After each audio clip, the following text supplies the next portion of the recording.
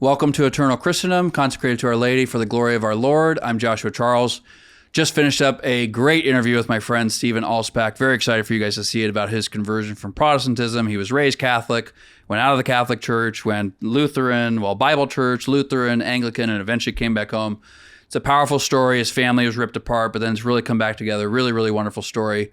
So Stephen Alspach, he holds a Bachelor of Arts degree in history from Purdue University and a Master's in Theological Studies degree from the Early Christian Studies Department at Wheaton College. And as we explained in the podcast, Wheaton College is like the Harvard of evangelicals in America, for those of you who may not have heard of it. After 15 years in various forms of Protestantism, he came back to the faith of his childhood in the Catholic Church.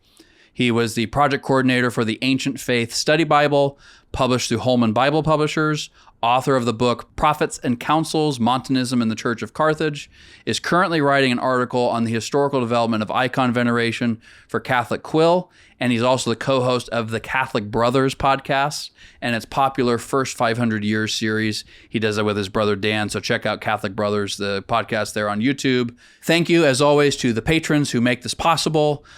Takes people, takes skills, takes talent, takes equipment, takes all sorts of stuff to make these high-quality podcasts available for free to the entire world. Thank you, patrons, for making it possible. If Eternal Christendom's content, which remember is not just the podcast, go to our Becoming Catholic page on eternalchristendom.com. It's at the top. Literally now over 1 million words of articles, of quote archives broken down by topic. You can see what the church fathers and saints and other people said for themselves. Study banks. All that is there for free. We're adding to it all the time. So it's not just this podcast. But if any of this content has helped you or help people that you love, as we say on the website, become, remain, or deepen their lives as Catholics, hidden with Christ and God, please consider becoming a patron. We can't do this without you. We can't continue to offer for free without you. We're asking people, if they're not patrons, to consider at a minimum becoming a patron, a monthly patron, for $10 a month. So a cup of coffee and a bagel, basically.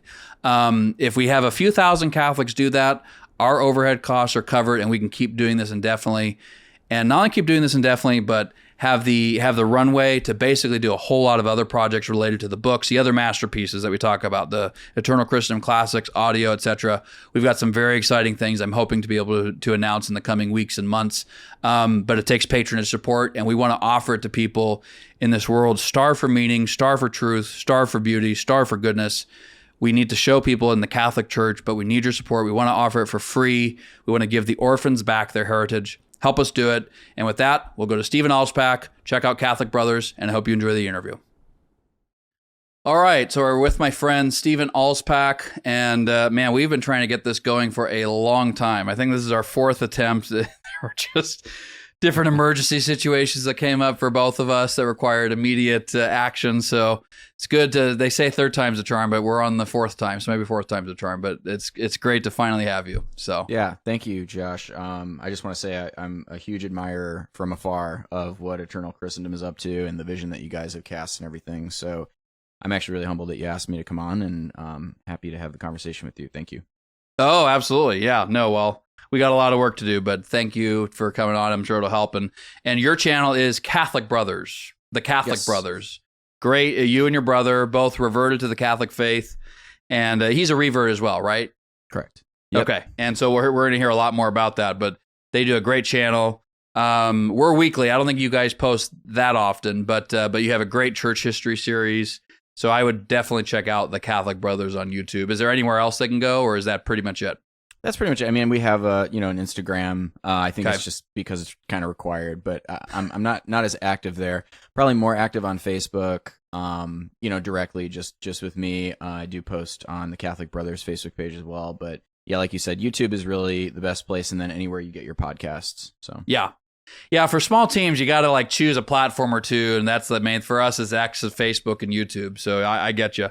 Yeah. So anyway, we'll start with prayer. Your patron saint, we always ask the patron saints and the guardian angels of those who are being interviewed, and myself as well as the audience, to pray for us. So we'll start with that. Yours is Saint Stephen. You said the deacon, the first martyr.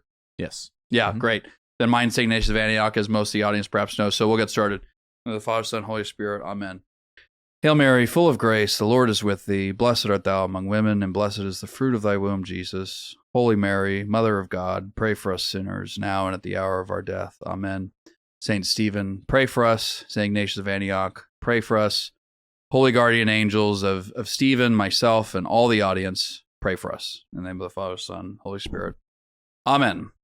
All right. Well, so we're going to go over how you began life as a Catholic, how you fell away, and all the meandering Protestant roots back to the church. So, and you, one thing I like about you, Stephen, is you're direct, and I appreciate that. So we'll want to hear about that. But yeah, why don't you start from the beginning, and we'll go from there. Sure. So I started, in the Catholic faith from the ground up. I was brought up as a Catholic, baptized into a predominantly Polish parish. At the time, I was born in 1987, so somewhere around there. I'd have to check the baptismal certificate, but we're basically the same age. I'm 88. So there you go. Yeah. So yeah, I was brought up in a predominantly Polish parish in Whiting, Indiana, called St. Adalbert's, and it was. I had a wonderful upbringing. 5 kids, really, good. I would say middle of the road Catholic family. Definitely devoted. Jesus was definitely present in the home. I was an altar boy actually from the age of the age of 5 was when I started, which is pretty young. I'm looking at my 4-year-old now, and I'm like, I don't think he's gonna be ready to be an altar boy in a few months. that doesn't quite compute. So all my brothers were altar servers. And then I was an altar server at age 5, and I was really brought up to be proud to be Catholic. Very proud to be Polish as well. I was definitely part of that culture where there was a picture of Pope John Paul II in every person's house that I frequented. And all my cousins went to the same parish and everything. And then, we still had the parish hall afterwards. They would even still do some of the dances, and the weddings were held there. So it was pretty nice. It was this kind of transition period coming out of that kind of old time religion Catholicism into sort of where we are now. But I started to notice changes as a kid. At the time, I wasn't privy to sort of what was going on, but little by little, things started to change just in our parish. And I know that everybody's going to have different opinions about this kind of stuff, but just started to notice that all of a sudden we went away from cassock and surplice. And we were like, oh, that's kind of weird. And we were wearing white albs, and then the next thing was then there were women altar servers, and we were like, well, this is weird. Okay, I guess, that's what the bishops are saying. And so started to kind of notice that. I also grew up with a string of pretty troubled priests. So while I was definitely raised with a Catholic ethos and definitely a Catholic sense of religion, I would say in terms of having this really personal, fiery relationship with Jesus, as our Protestant friends would emphasize, I'd say that was probably a little muted in my early life. But I definitely struggled with some of our priests. So I had one priest that actually struggled with alcoholism.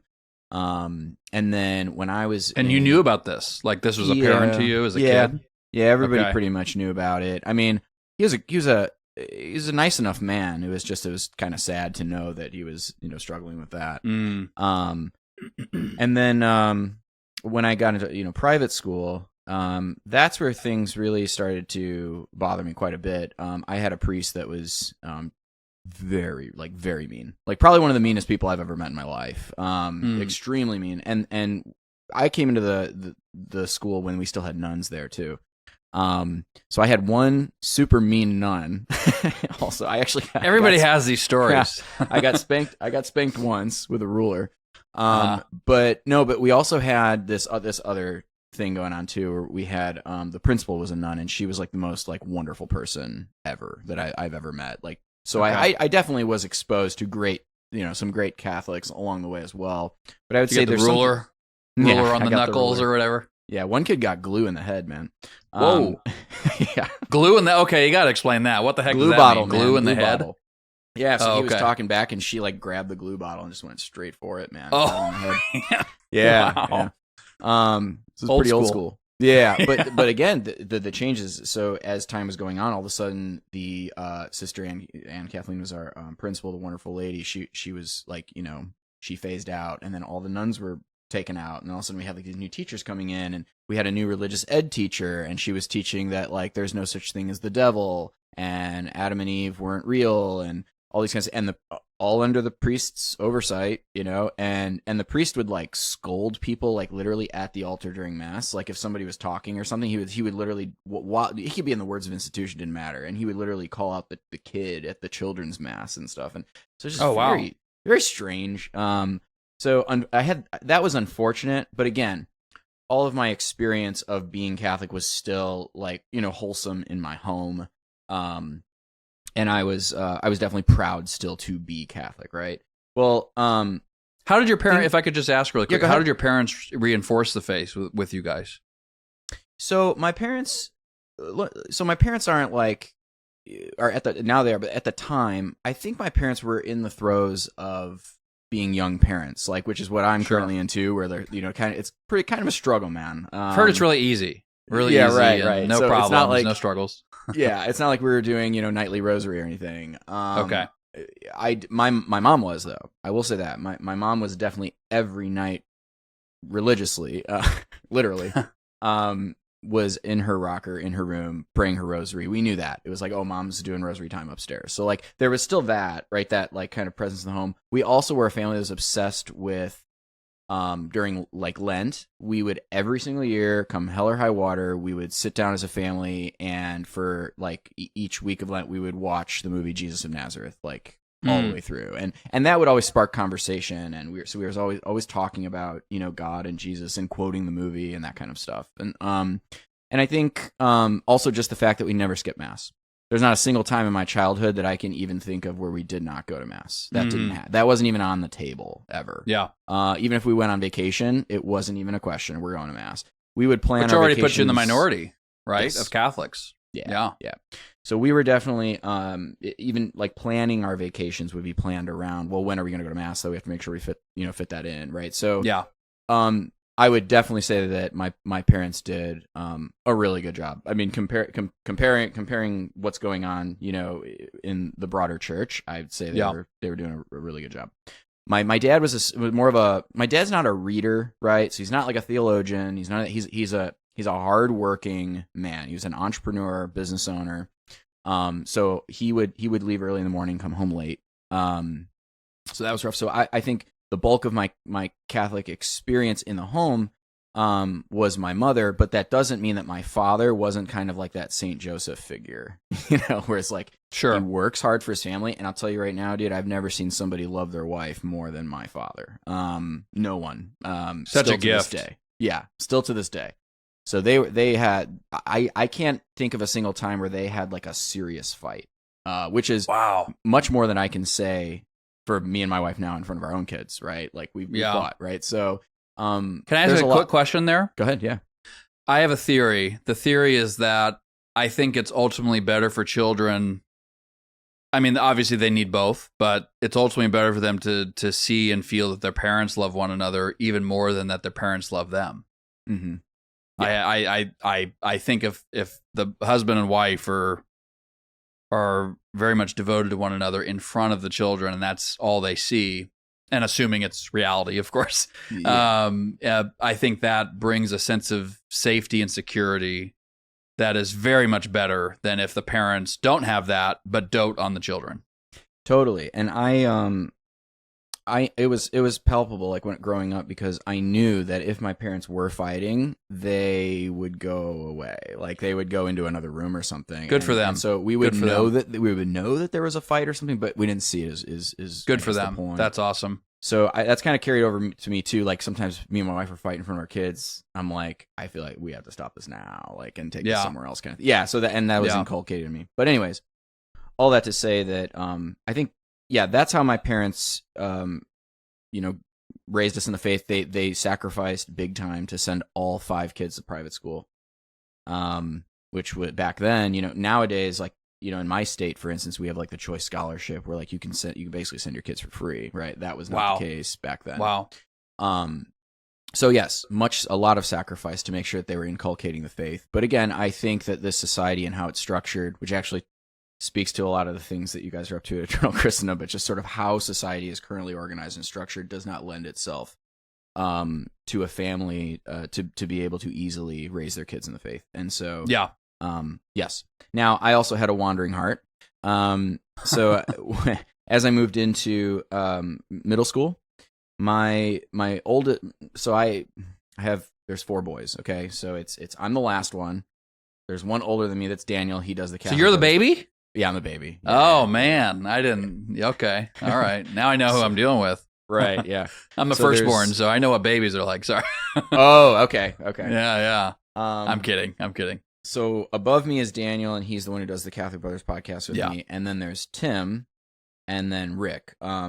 Rick's the oldest. Rick actually passed away, and we'll talk about that in a second. Oh wow, part of the story. But Tim, at this time, had met a girl who was an evangelical, and like kind of non-denominational, but sort of like very much in that Baptist vein, where there's no like drums in church or anything, right? It's like a really small Bible church kind of thing. Oh, okay. So, So yeah, he met her. Her father was an elder in the church, and I think at this time Tim was doing his own like searching for truth, and so long story short, he just went down the trail that I think a lot of people have gone down who like were not really well catechized in the Catholic faith. So again, we grew up being proud to be Catholic. We grew up going to Mass, but I don't think we were ever really catechized in the way that would have satisfied our rational longings at the time. Sure.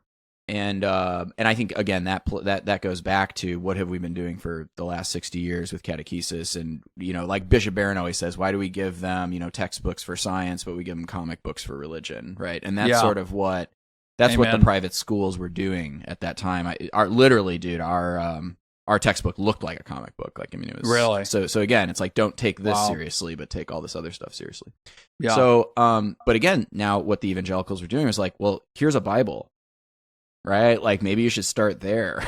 And and so Tim did that. And so again, you grow up reading comic book Catholicism, and then now you're presented with like, well, here's the Bible, right? And especially with Protestant translation and all the proof texting, and where this goes.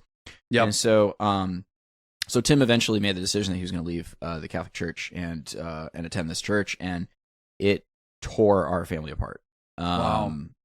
Our family, I would actually say our family still has never really been the same since, but only like in a different way now. But it was a complete turning point for our entire family. And I would say not just my immediate family, but like our extended family, like cousins, grandpa. I remember my grandpa was like, oh, not Timmy, not my Timmy. So it was rough because we definitely, even in my grandpa was like definitely like a Polish patriarch, like fought in World War II, took a bullet at Battle of the Bulge. Really? The whole thing, man. Yeah. Wow. Wow. And is he still with us? No. He died when I was a sophomore in high school. Okay. But he, to me, he still, in my mind, is the model of Catholic patriarchy in a family. Every single thing that we did revolved around Grandpa. Really? And he wasn't like some like jerk proud. He was very quiet, and so when he spoke like, and he meant it, and you're like, wow, okay. Like Grandpa has spoken. What did you guys call him?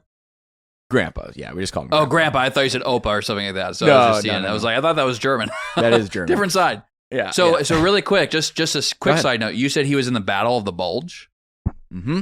Wow. So he joined. How did he get to the American side or the British side? Or I mean, well, he was Polish, so he must have been on the Allied side. I should have explained. My family came here from Poland in 1909. So, I see. Mm-hmm. So he was second generation. Got it. Okay. So could he speak Polish? Yeah. Okay. So he wasn't like in Poland at the time. Mm-hmm. He didn't have an accent or anything, but he could speak fluent Polish. Okay. Got it. He frequented all the way until the day that he got, cancer. I mean, he was like he would go polka dancing every Friday, and yeah. So Wow. yeah. Wow. So he was totally all in, man. That's great. Yeah. So yes. So my brother Tim then, went on that journey, and I was like really upset because I was actually closer to Tim at the time than I was to Dan, actually. Tim was like the person I always looked up to, and so to see him do this, I broke my heart. And I was like, no way, man. So I picked up the Bible myself. And I was like, you know what? I don't even know where I'm starting in this thing. So I started in, the most logical place. I started in the Book of Revelation. The easiest to understand of all the books. Right. Yeah, exactly. Luckily, the second one was the Book of Sirach. Okay. Which is utterly practical. Which is and good amazing. for your soul, but the problem is that it wasn't in Tim's Bible. So yeah, exactly. So strike two.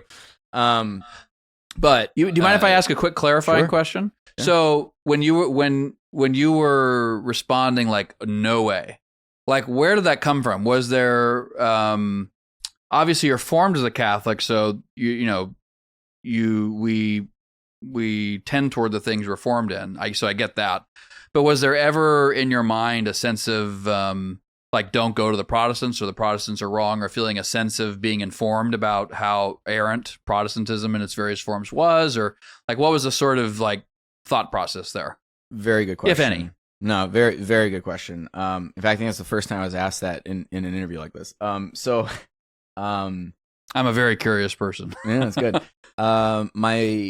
My family definitely grew up letting you know that, like, when you pass by a Protestant church, you'd ask the question, "What is that?" Or they'd be like, "Oh, that's a bunch of like kooks," right? Like.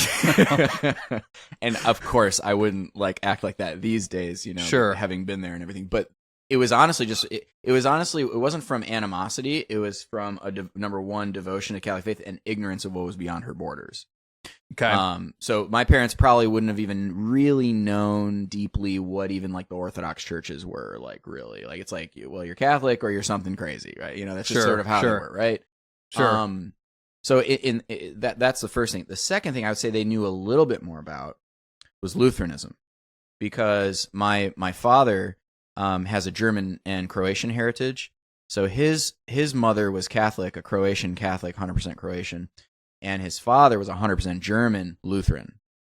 And his father eventually, I'm pretty sure his father eventually became Catholic, though. Okay. But again, my dad grew up at least vaguely familiar with what Lutheranism is. And then also in our neighborhood, just a few doors down, like my parents' best friends on that block, or one of their best friends on that block, was a Lutheran family who attended like the Lutheran church, the Lutheran church down the street, and then also their kids went private school there and all that. So they were very Lutheran. So I think my parents had a better view of Lutherans than they did of like anything else. So they definitely had a more positive view of Lutherans. So yes, so when my brother did this thing, and it was like, well, it's not Lutheranism, it's not Catholicism, it's like a Bible church or something. What does that even mean? So yes, it hurt me deeply because it was also a rejection in my mind. It was a rejection of like grandpa. It was a rejection of our family. It was a rejection of our heritage, our inheritance. We also we actually have a beatified person in our family. From Poland. So it's Blessed Aniela. So she is, or Angela. So we always had, when she died, she had one of her miracles was that roses actually grew up from her grave in the middle of winter. And what the bishop did was gather those roses, break up the petals, and pass it out to the family members. And so my family is actually in possession of pieces of those rose petals. So, and that was something that like we knew from childhood. Like we were always knew that, like, oh yeah, Blessed Angela, right? Wow. What a heritage. So like with that in your mind too, right? It was like, we are Catholic, dude. Like, so what you're doing right now is a total betrayal of everything. And it was rough, man. I mean, Tim was like left out of a vacation. Like we left without him, like left him at home. Wow. How old was he? How old was he at the time? He was probably, I could be butchering it, but he was older. He was probably like 19, 20 or something like that. Okay. So past high school. Yeah. Okay. I think actually he was home for college. And then we just left without him. Wow. So it got pretty rough, man. And Tim was also very confrontational, all that. So because it just became this like just constant arguments. He would pull out his Bible and then my parents would be like, I don't know, Tim, or then my dad would go like really hard, you know. Yeah. Because there is a little bit of a backstory there. It just real quick, like his father. So my dad's mother was blind, 100% blind. My dad's father. No, she went blind later, around the age of 13 or 14 or something. Okay. Yeah, my dad's father had left her like one day, and left the family, and wow, and my dad never spoke to him again. Didn't even never reach out, nothing. It was like that was the unforgivable thing, like that you could do to my blind mother, kind of thing. Yeah, without divulging all that, but sure. Just thinking about that. You know, he kind of comes from like sort of that Lutheran heritage background. So I think also that might have had something to do with my dad's sort of reaction against what Tim was doing, because his Catholic blind mother, like that, my dad invested everything, you know, into her. And so I think there's also this kind of like, you know, maternal patriotism too that was in my father, just as there was a paternal patriotism in my mother. So getting past Tim's story, where it comes into me is that I went to I was reading the Bible, and my goal was to refute Tim, because I was a good arguer. I was always good at arguing with people. So I was like, you know what, I'm gonna do my best. And how old were you at this time? I was probably, fifth grade, sixth grade, somewhere in there. Oh, wow. So still quite young, like 12? Yeah. 11, 12? Yeah, somewhere in there. Yeah. Wow. But it sort of ended up backfiring because, again, you know, young kid, just getting exposed to the Bible, no idea what I'm doing, just shooting from the hip. And there's no internet back then. I think young people today need to realize like how lucky they are, because back then, like you literally just had that Bible, like, and you're just going to read it. And like, and then you have the commentary, which, you know, what the New American Bible Commentary can be like. It's very historical criticism, and, you know. Lucky if they use it well. Yeah. Lucky if they use it well. Cause I've seen a lot who, and it's not entirely their fault, cause they were raised. Man, that could be a whole other discussion. Like parents and guarding the internet with their kids. Holy goodness. Anyway, don't get me started. But yeah, I agree with you. If you use it well, the internet's an incredible tool. But unfortunately, I think it's ravaged like we're getting on the second generation now. Anyway, that's another discussion. But yeah, so this was in the early mid 90s or so? This would have been in the mid 90s then. Yeah, that checks out. Yeah. So there's dial-up, but it's not really not really that extensive. There's no Google, there's no YouTube. I think Ask Jeeves was just getting started, maybe. Oh my gosh, I haven't thought of Ask Jeeves in forever. Wow. Yeah. Wow. Dude, I've thought about like starting Ask Jeeves again just for the heck of it. Yeah. Wow, that was the original Google guy. Jeeves was like a butler term, you know, like he's like Ask like Jeeves holding a tray. Yeah. There's a little anyway. So you're having to look all this up. You're diving into the Bible. What's next? Yeah. So Tim, you know, Tim and I, we get past the argument phase and we start to just talk as brothers. Basically, is what happens, because I still had like, you know, this brotherly affection for him and him to me. There are times where he'd be crying, you know, talking to me about God and Jesus and what it has done in his life and how he wants it to happen to me as well. And so. Yes. So Tim basically ends up like evangelizing me. And the first thing that started with so there's sort of like two things that happen. I always explain this to people, where it's like there's the church aspect of this, and then there's just sort of the Jesus aspect of it. Getting to know Jesus, but then there's sort of like then his bride. Okay. And so you have to understand that at this time, I'm still like devoted to his bride in theory. But for the first time, I'm hearing like Jesus, like real Jesus, like he's reading the Gospels. I'm reading the Gospels for the first time. I'm hearing Christ. And now, of course, every time I would ask a question, I stopped asking questions to like a priest or like, because they would never have a good answer for me or a satisfying one. Like, really? No. I'm telling you, man, Wow. I was not around any real like solid priests. Wow. And that was a generational thing because, most of the priests I was around were of a certain generation that came up in seminary in the 80s, all right, or the 70s. Oh, yeah. So, nowadays it's not as hard to find a good priest you can ask a question to, which the statistics are showing us. But back then it was like impossible. Like you'd ask a priest and they'd be like, oh yeah, I mean, Protestant Catholic, that's how it was, man. Wow. So you wouldn't really get anything satisfying from them. And then my parents were just kind of simple people. Like, they didn't have answers for me. So I would ask Tim what he thought, and I would see if it made sense to me, So, what's happening to me at this time too is I'm becoming more and more aware of my sin.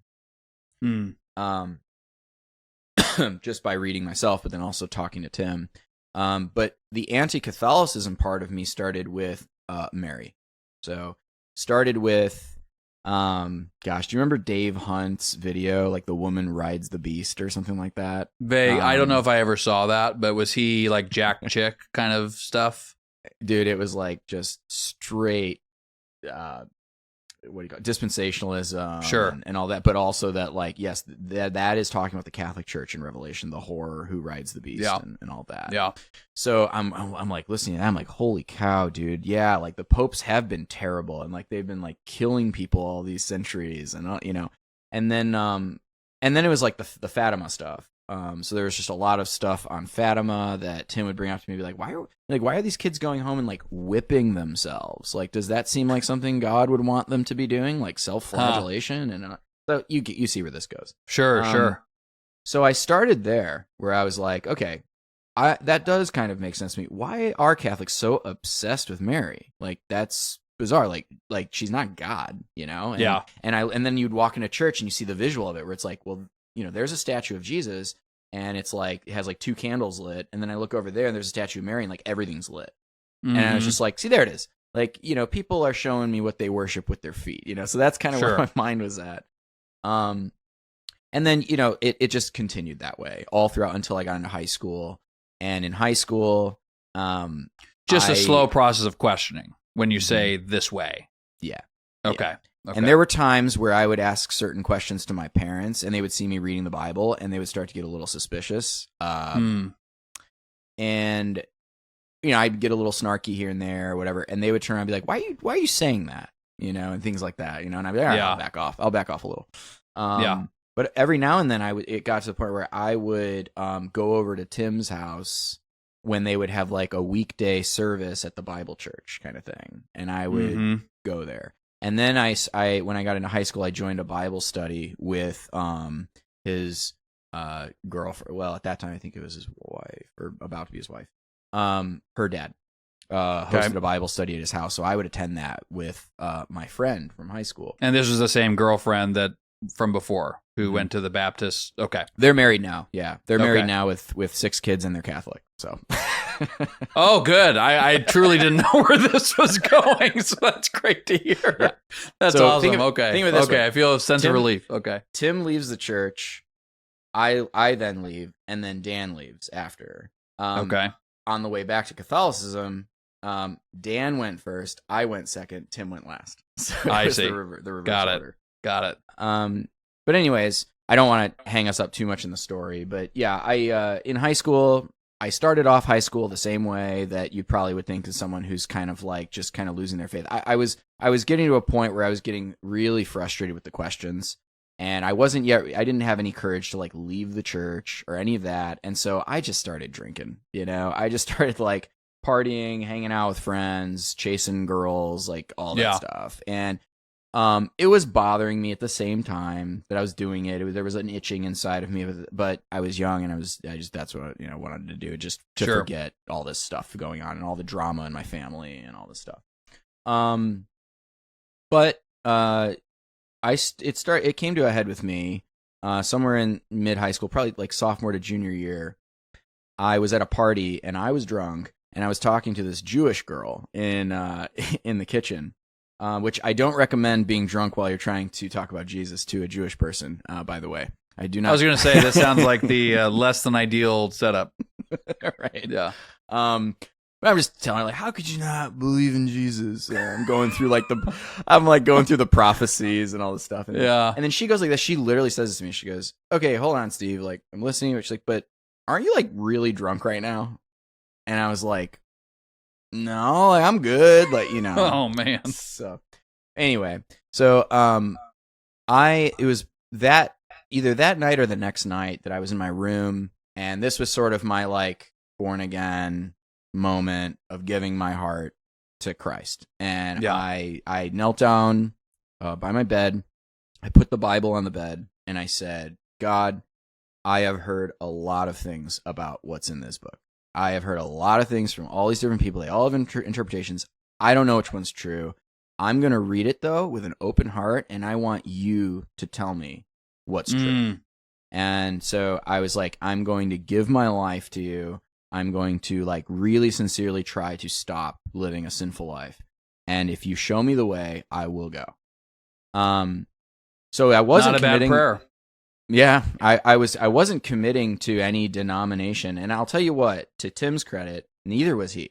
He was never totally sold on any denomination. It was like, wherever the truth goes, that's where I'm going, man. Whatever the Bible says, that's what I'm going to do. That was our posture. So I was never in this for the denomination game. Did that include the church as well in his mind, theoretically, at least at first? Yeah. Yeah. I Really?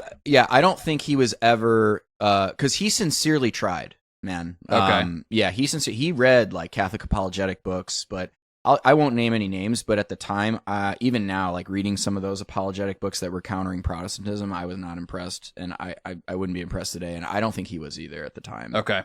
A lot of really quality content came out much later. For Catholicism. So I prayed that night, and I telling you, man, I always talk about this, but that first 6 months, just literally after that night, it was like I was on fire for God.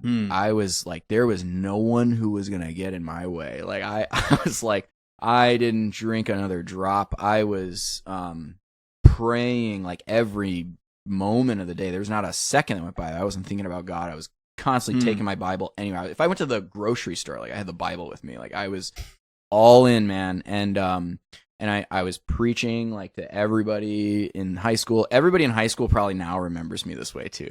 Like, this is how it was, you know. Yeah. Yeah. And did you stop going to mass? So it it had to be my junior or senior year of high school. I have to check the records, but Sure. There was a trip that I took with my best friend who also had become Christian, like with me, like a born again Christian.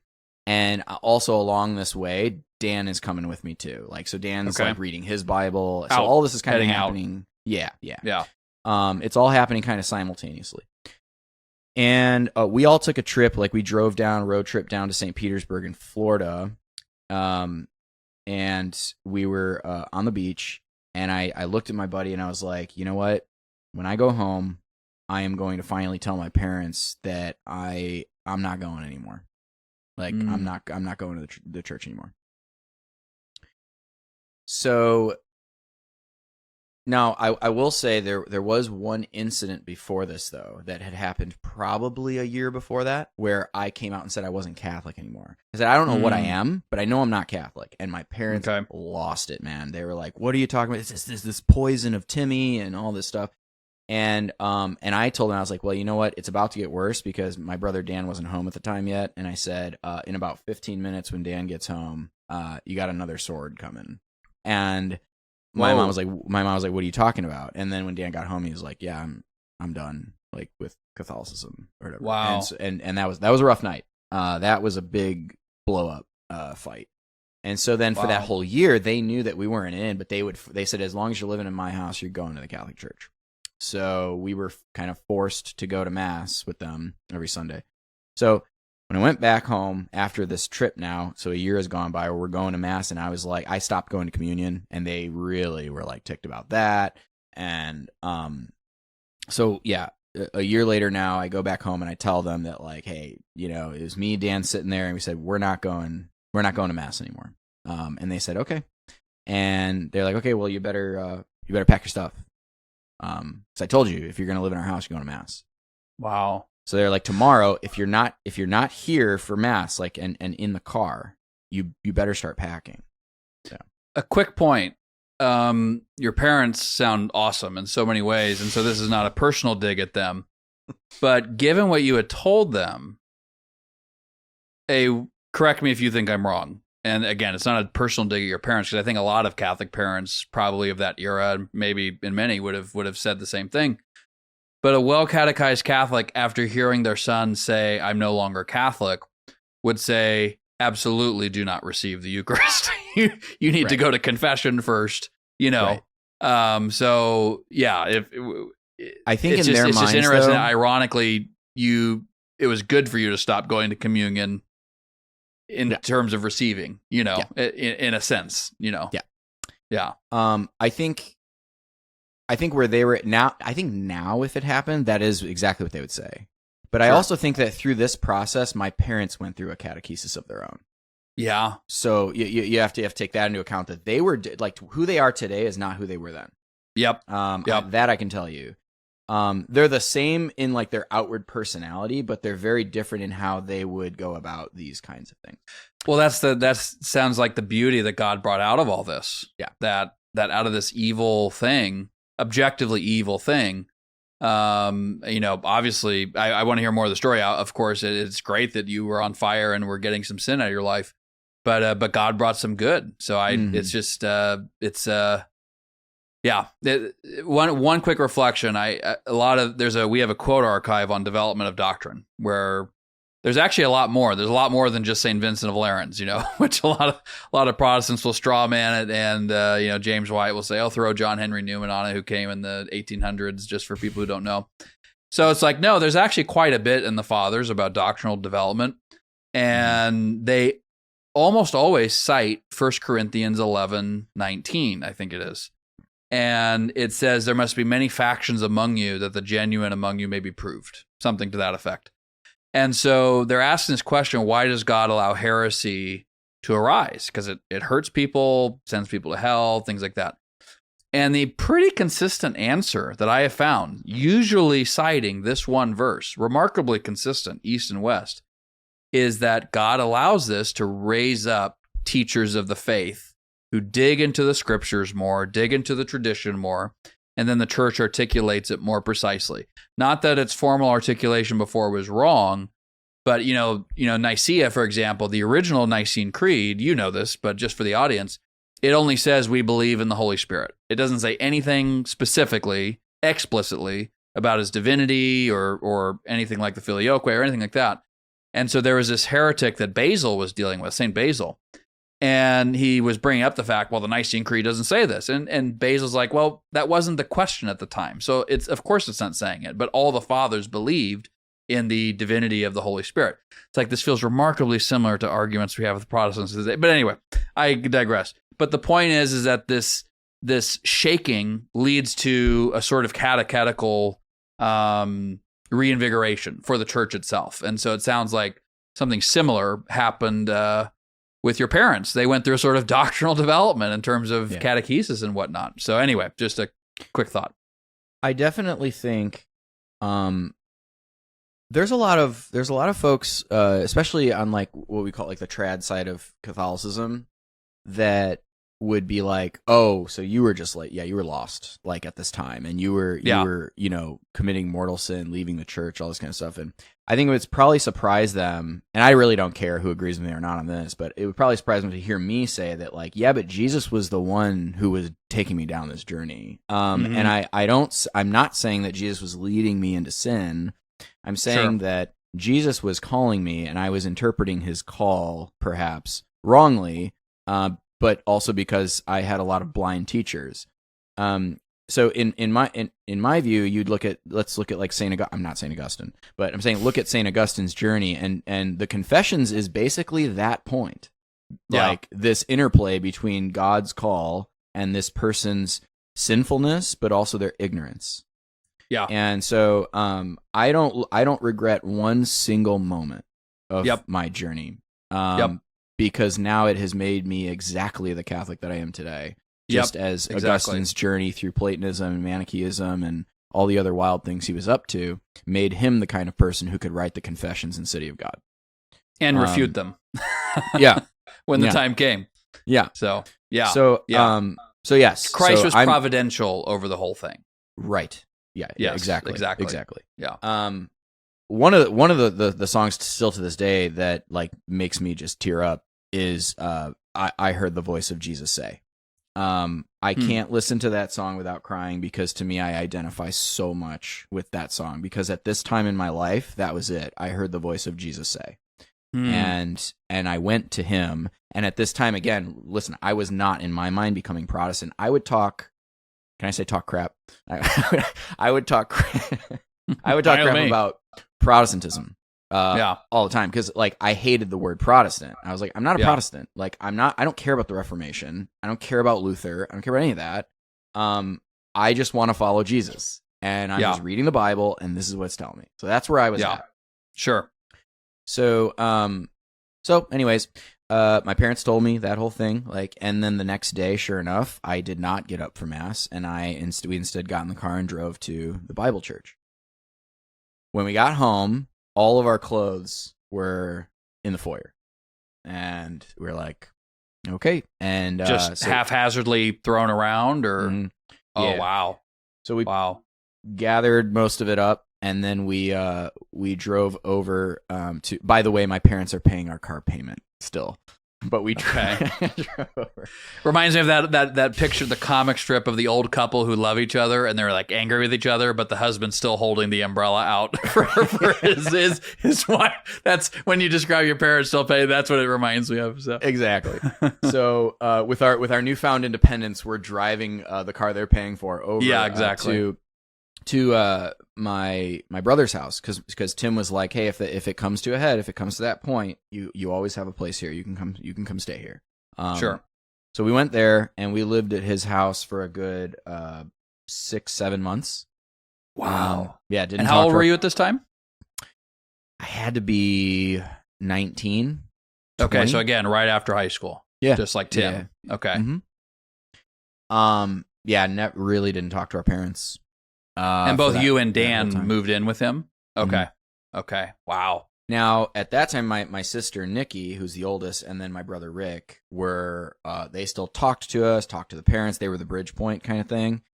But Rick was always just like, you guys, I love you guys, but, I don't want to see my mom cry like this anymore. And, shame on you guys. And so he was sort of that sort of character. My brother, Rick, was not like a theologian, right? Sure. He was just like he was actually kind of like a partier, like but I'll tell you what, there's one thing that I'll always say about him, even after his death, is that he never had a single enemy, not one. And I can't even say that for myself today. So I have to give him credit where credit's due. And he was second oldest, your sister, and then Rick? They were twins. Okay. Yeah. So Nikki was born a minute before him. Okay. So we're rolling along here. We're going to the Bible church. I will say now, during this time, it only took me probably about 8 weeks of going to that Bible church to realize it wasn't for me. Really? Wow. So all those years, man, that I spent longing to just go to this church instead of the Catholic church, and I was like, oh, if my parents would just let me go, like, and I the minute I was able to freely, I was like, this isn't for me. Because at the time, too, we started to become much more interested in, like, where does this come from? Like, what did past Christians believe, right? Like, so we started to read a little bit more, and now we were entering college, and so me and Dan, were in history together. I started out in law. I was originally going to go into constitutional law and like politics and stuff. Yep. And then I took an ancient history class, and the minute that I realized that history was not just memorizing names and dates, but that it was actually a scientific method, I was like, oh my gosh, this is amazing. Like, and we both just became obsessed. And so we were studying, Roman civilization and all that, but we started to ask those kinds of questions, like origin questions, like, so where did Bible churches like come from then? Like, so we start reading more, and again, you go back to the font of the Reformation. So Yeah. I start to be a little more enthralled with Luther. Because at that time I was like, well, wait a second. If the Reformation really was just about getting like reforming the Catholic Church, the reformed version of it would still maintain a lot of the stuff of the Catholic Church. Like it would still look something like it, because otherwise I would have to condemn like all of these centuries of Christians that came before the Catholic Church, Sure. like in the 16th century, right? So Sure. So that's the journey I was kind of on, and so I was always like, why isn't it more beautiful in here? Like, why aren't there candles? Like, In a why aren't Lutheran there... church? No, I Okay. wasn't in the Lutheran church. I was in this Bible church. Oh, Bible church. Okay. So I was Okay. enthralled. I was becoming enthralled with Luther while going to this Bible church, right? I was going to say, I thought a lot of Lutheran churches were more pretty, So Yeah. yeah. So I started just like ask questions about like, well, on what authority then did we just like remove like any beauty? Why can't we have beauty? I want to know that, So I wasn't like getting up with that. Did you actually ask that question of the pastor or the elder? What did they say? Yeah, they went down the whole road of like, the Exodus prohibitions, and God is invisible, and so it's kind of funny, right? Because they're like, now I look at that, I'm like, oh, so you're kind of like Origenism, huh? Like, Yeah. Well, anyway, Yeah. So I'm kind of on that journey of suspicion of this church, but I am 100% in on like my faith in the Bible. Like there was nothing that was going to get in the way of that. Well, then my brother Rick suddenly passed away, just collapsed. He had just gotten married. 3 months later, he died. And he died on the day that he was taking his whole wedding party out to a Cubs game in Chicago. Wow. And I was part of the wedding party, so I was there with him like the whole day. After he had been married. Yeah. After the wedding itself. Wow. Yeah. So that was his gift to us on the wedding day. He gave us the gift of Cubs tickets. And so then we went to the Cubs game. Is August 29th, 2009. And, so how old was he at this point? He was 31.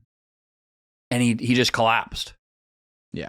So what was it? We're at the Cubs game, and then me and Dan left and went back to his girlfriend's house, now his wife, but his girlfriend's house at the time, Victoria. We went there and we were watching a movie, Amazing Grace. Okay. Sure.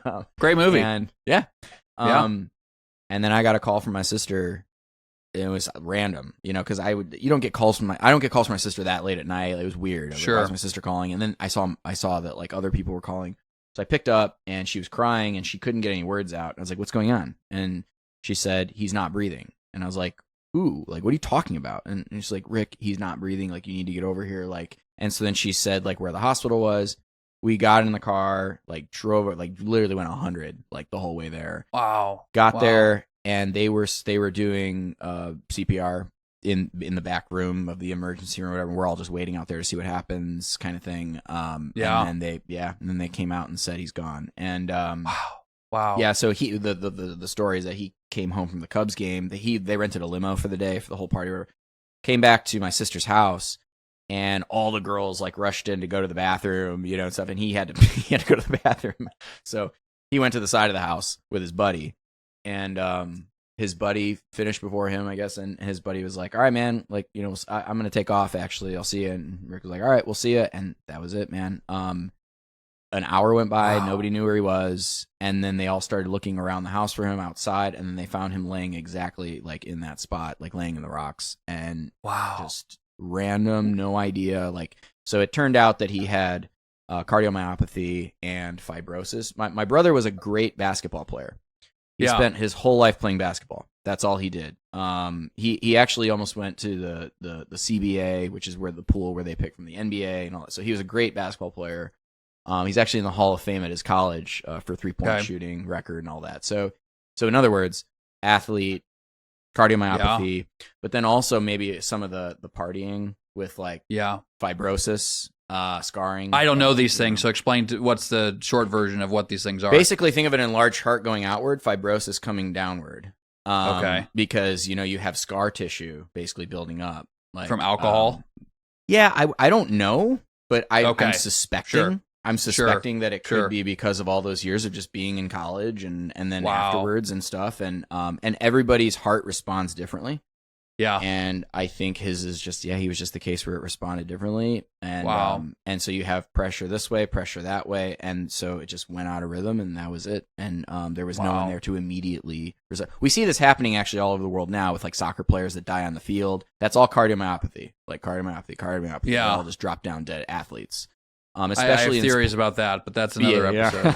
Well, let's say pre the event that you're probably thinking of. When athletes, which is not funny at all. I'm by my laughing. I'm right. It's more of an ironic laugh, not a "this is funny" laugh. Ha. So right. Yeah. But pre that, it's because of stop and go sports, and so that's what he's engaged in. So my brother passes away, and that was the moment when I feel, I felt at the time that it was like a Pharaoh moment, where it was like, let my people go, and the firstborn son dies. And then that's when Pharaoh says you can go, right? And I almost felt like my brother, my oldest brother being taken, the firstborn son being taken, was like my dad's like, we just need you. We just need you boys to come home. We just have to be together as a family. He told you that? Mm-hmm. Yeah. Wow. Yeah, we need you boys to come back home. And just to clarify, when you say come back home, do you mean the physical house or the Catholic Church or both or just everything? Into the physical house. Got it. Yeah, they basically just gave it and said, if you can go there on Sunday, whatever, we just want to be together in the home. Yeah. And the agreement was like coming back in the house is that we would at least listen to Catholic content. And so my dad did everything that he could. He would like play sermons or whatever, or homilies. And then he actually took us to a conference where Scott Hahn spoke. Oh, wow. And it was local. And I remember at the time just being so like, I couldn't stand Scott Hahn. I was like, really? That's just how it was, man. Yeah. Interesting. Sweet dude, but I was just so anti-Catholic, Yeah. And when he went into, so the talk he gave at that point was on Revelation. Okay. Which is funny because that's where I started. The first and easiest book, right? But he starts talking. He's like, what did I see in Revelation? I saw an altar. I saw candles. Yeah. And I was like, oh, brother, like, come on, It's just, he's describing the ancient temple, like, whatever. So two quick questions. Sorry, just to, so now that we're like roughly midway, like give us a roadmap. So you leave the church 19, early 20s. Just give us a roadmap. What age were you when you came back? Just so we have kind of a sense of where we're going here. Well, I was the date that I came back was November 17th, 2018. Okay. I'm really bad at math right now, so let's... No, so it's about a decade or so, maybe 11, 12 years, something like that. Yeah. So you would have been in your early 30s. I'm 37 right now, so early-ish 30s. Okay. And then the other one is, when you were anti-Catholic, were there specific things that you maybe didn't resent at the time, being raised Catholic, but when you were looking back at it at that point, you were like, oh my gosh, I can't believe I was fooled by that, or I was enslaved by that, or whatever it may be, just that'd be interesting to hear. This is a moment in time where I start to have a fondness, a fond remembrance of my Catholicism as a child. After your Rick dies. Mm-hmm. Okay. So this is a moment when I start to like, I'm going to this Bible church and I'm like so discontented with it. And it's like, it just seems like the pastor is just basically like, whatever he thinks, that's what the Bible's saying today, right? And remember that parallel to this, Dan and I are reading a lot more now. We're starting to read St. Ignatius of Antioch. We're starting to read some of these early church fathers. We're reading the Reformation people, and so we're starting to be a little bit more savvy, and now we're listening to the pastor, and we're like, that's not what even the Protestant reformers would have interpreted that passage to mean. Like, what is he saying? And so, and also it was just like, we're singing like certain songs, and I was like, where's the sense of reverence? Like, we're talking about God, and we're reading the Old Testament, right? So we're like, how people worship God in the Old Testament should probably somewhat approximate how people worship God in the New, if God's not a different God, Yep. And so we were looking for like, how could this be a newer and better covenant when I walk into this church? Like, I'm reading about what the high priest was doing in the temple in the Old Testament, and then I come into this church, I'm like, is this really it? This is the better the better covenant, right? It's a very good question. Yeah. It's Yeah, a very good question. Gladys with the string beans for the potluck after, like that. This cannot be the new covenant, right?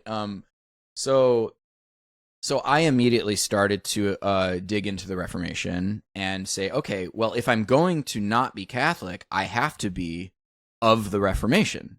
Yeah, I can't like, because there's Bible Christians who will like be like, I don't care what Luther says, I don't care what Calvin says, and you're like, yeah.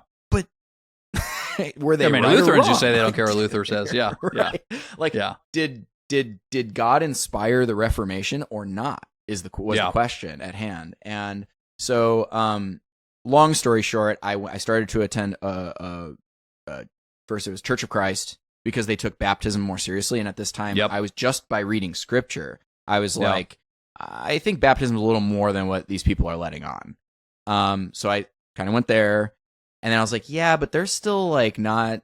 It's like they have like the board of elders, and it's like I'm seeing something different, in the history of the church. So I started to go to a Lutheran church. So and I was happy with that. I was like, like if God inspired the Reformation, He inspired Luther. Okay. So. And what did you read of Luther up to that point? I mean, you may not remember Babylonian exactly, captivity. Babylonian captivity of the church. Sure. All the early stuff. Okay. I read a lot of his table talks. Oh yeah. Which I really liked. So I've always been a sucker for a good tongue. So Luther has some of the best, right? Yeah. And I actually love good polemic. So I'll give him that. Him that. Yeah. Which is why also even when I started reading the Church Fathers, I was immediately drawn to Tertullian. Yeah. So anyway. Jerome, are you a Jerome guy? Oh yeah. I love Jerome. I just don't know how he's a saint sometimes, given how cranky he could be. I was a Jerome fan. I think today I probably would not enjoy reading much of Jerome. Okay. Okay. But I mean, even St. Augustine was like, all right, man, come on, chill out a little bit. So yeah. Yeah. Take it down a notch, Jerome. So this was, sorry, just to clarify one more thing. ahead. So you were 8 weeks at this Bible church. So you're at the Lutheran congregation 8 weeks after leaving, officially fully leaving. 8 weeks was me realizing that I didn't want, that something was not right for me here, but I couldn't quite put my finger on it. But I would say it was about 6 months of attending there that I was finally done. Like, I'm not I doing see. this. Okay. Sorry, I should that clarifies. No, that clarifies. And during that time, you're at college, you're reading the history, you're reading some of the ancient sources, some of the Reformation era sources, etc. Okay. Well, and now it's getting dangerous, Joshua, because because now. Sorry, I was wondering how the heck all this happened in 8 weeks. I was getting really confused. No. So it's 6 months, and now we can start to fast forward pretty quickly because college was the time when things start to sort of change, and especially when I went to Wheaton for my master's. So, and just so people know, because some of the audience might not know, Wheaton is like the Harvard of evangelicals. Is that a fair? They call it the Evangelical Vatican. Yeah. Okay. Yeah. Very respected school among Protestants and especially evangelicals in Illinois. Yeah. Yeah. So, yes. So I'm studying Christianity and Roman civilization. That's what I'm doing in my history course. So even with so my mentor and my advisor was Dr. Tanya Stabler, who now is at Loyola. Is she Catholic? She is. Yes. Since Loyola's Catholic? She's Catholic. Was she Catholic at the time? Yes. Yeah, she's been Catholic her whole life. I would say she's definitely a feminist scholar. Okay. Okay. Sure. Wonderful. Sure. Literally a wonderful person. Okay. Sure. But that's definitely her ideological bent. But she studied this group of mystics called the Beguines, which was I don't even know what you'd call it. I don't have the technical language, but it was basically like an order of Catholic women mystics in the medieval period that always had are they approved, are they not? They were kind of on the edges of the church. Okay. So she studied them. So she's the expert on them. She's written a book on them and all that stuff. So I was studying under her, and I was all in on Christianity and Roman civilization, and so was my brother. And so we were both she loved us. We were all we would just hang out basically, and just talk. Yeah, go ahead. And why were you there? What were you what was the master's and what were you there for? Okay, so the master's I haven't gotten to yet. This is still my undergrad. I'm at Purdue. Oh, Okay. And I'm at their local Calumet campus. That's where I did my undergrad in history and literature. So it was British Romantic literature that I really was like, that was my minor. But my major was history, and it was specifically concentrated in Christianity and Roman civilization. Okay. With a little bit of birth of Europe in there. Okay.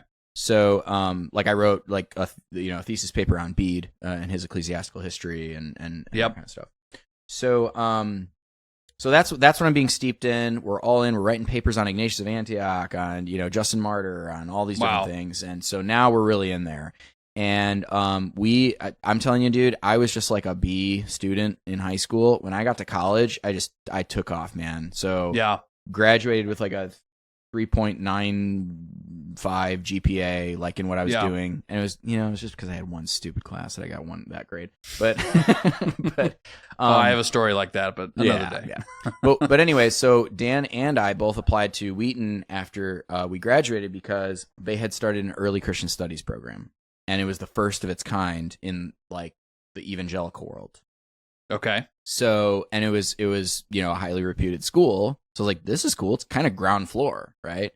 And they had an Origen scholar, an Augustinian scholar, and then they had a bunch of Reformation scholars. So I was like, I think that's going to be like a really good fit, So we applied. We both got into the program, which is crazy. My brother at this point had already had a master's in history, so he got an undergrad, then he got a master's in history from Purdue. So he's a little bit ahead of me. Okay. We took a quick hiatus at Valparaiso University taking Greek, and then we went to Wheaton. So you and your brother are pretty linked at the hip. It seems like where did that come from? I mean, that's great. I think it's beautiful. I love my sisters, but I always wanted brothers too growing up, and so it's bro. We work at the same company right now. Yeah. Oh, I didn't know that. Okay. I didn't know that. Wow. It's kind of stupid, but we just went through that's what I'm saying. I will never have a bond with anyone like I do with Dan. Yeah. And so now we that's I think that comes through in our podcast too. Like you kind of probably see that like we just have this vibe, But did you guys like decide to go to school together?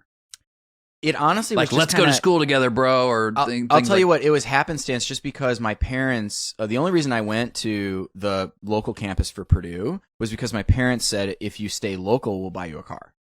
And I was like, "All right." Like, so it was a good bribe, So I did it, and I'm glad they did that because I came out with way less student debt than most of my friends. But But same with Dan. So Dan was the same way. So we both stayed local.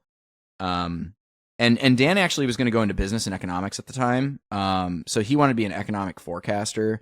So, and that campus has a really good business school. So that's kind of how we just ended up there. And then we both together, just being brothers and being together all the time, like started to get the same interests with our faith and everything. So, yeah. I did some work for a guy who basically took, DocuSign from a little dinky startup to global massive brand and whatnot. And he is a Purdue alum. Great. He's funny, and his name's Keith Kroc, but a great guy. But he went to Purdue, so he's very, very proud of Purdue. So, nice. So when you say Purdue, I'm like, oh man, I'm going to tell Keith this story, and and yeah, he'll love it. So we went to Wheaton, and it was best days of my life, man. To this day, that was the time. That was the best days of my life. It was. But what was your goal? You still didn't say what the goal was, like with your master's at Wheaton. Like, what were you hoping to use it for? Eventually, PhD. So my mentor at Purdue said, she's like, you got to go for the PhD. Like, okay. you have to. The work you're doing is great. Like all that stuff. She said you have to do it, and she wrote me like an awesome letter of recommendation. And yeah, so we got in, and then so my goal was to get the master's at Wheaton, and then go to like I don't know Fordham or wherever, right? And so you want to be a professor? Mm-hmm. Okay. Professor. Yes. Yeah. That we would do what? What, like of history, of religion, of both? Patristics. Like patristics. Okay. Patristics. Okay. Yes. Yeah. So that's hence the Greek. I did also do, by the way, a little bit of Hebrew, but at a synagogue. So it's kind of like modern Hebrew. It wasn't the right thing to do. Sure. But, and then, at Wheaton, I did, German, and then I did Latin. Okay. So, and then I was translating like some of Tertullian's writings, like that kind of. So I was as exercises and stuff. What a cool experience! Yeah, so like even for my book, which was my original thesis, now my book, there's a lot of Latin in there because of that, because that was like a lot of the work that I was doing at the time. Yeah. And stuff. What was your thesis on? So my thesis was on the rise and the fall of the Montanist movement in Carthage. Yeah. Okay. Yeah. Interesting. As a precursor, tell people what it is, just so because a lot of people probably don't know what that is. What Montanism is? Montanism, yeah. So, yeah, and Tertullian, and it's why Tertullian is both, I call him an ecclesiastical writer, but he's not really considered a church father because of this thing. Yeah. Yeah, yeah. I mean, so we're going to do our next episode on our first 500-year series is on Montanism. Okay, okay. So, but yeah, Montanism is basically kind of apocalyptic. Think of it as an ancient, I hate to do this because it makes me cringe, but think of it as like an ancient Pentecostalism in a way. Okay. That arises in the Asiatic churches. So the churches where John's ministry was very heavy. So like think Book of Revelation, right? Very heavy emphasis on prophecy. The daughters of Philip were in this area. So there's a very heavy prophetic and Jewish influence. So you also have the Quartodecimans, like the Montanists were part of the Quartodecimans. But you basically have who wanted Easter on a different date, yes, according to the Jewish calendar, right? Yes. Yeah. Yeah. So it's basically a holiness movement. That had a very charismatic bent to it and an emphasis on the work of the Paraclete in the church, the work of the Holy Spirit, and continuing to prophesy so that the church can harden her disciplines before the great parousia of Christ, which they claimed, this was what actually made them stand out, they claimed the New Jerusalem was going to descend on the cities of Timian and Papusa in Phrygia. So that was their big claim that got them into a lot of trouble. So they're Chiliists in a very specific way, where like Jerusalem, remember, Christians at the time can't go to Jerusalem because the Romans outlawed Jews and Christians to come to Jerusalem. So the New Jerusalem, where's it going to come? And the Montanists believed that it was coming down in Asia because of John's letters. Like Jesus, this is the only area where Jesus wrote letters. So to them, in their mind, this is the New Jerusalem.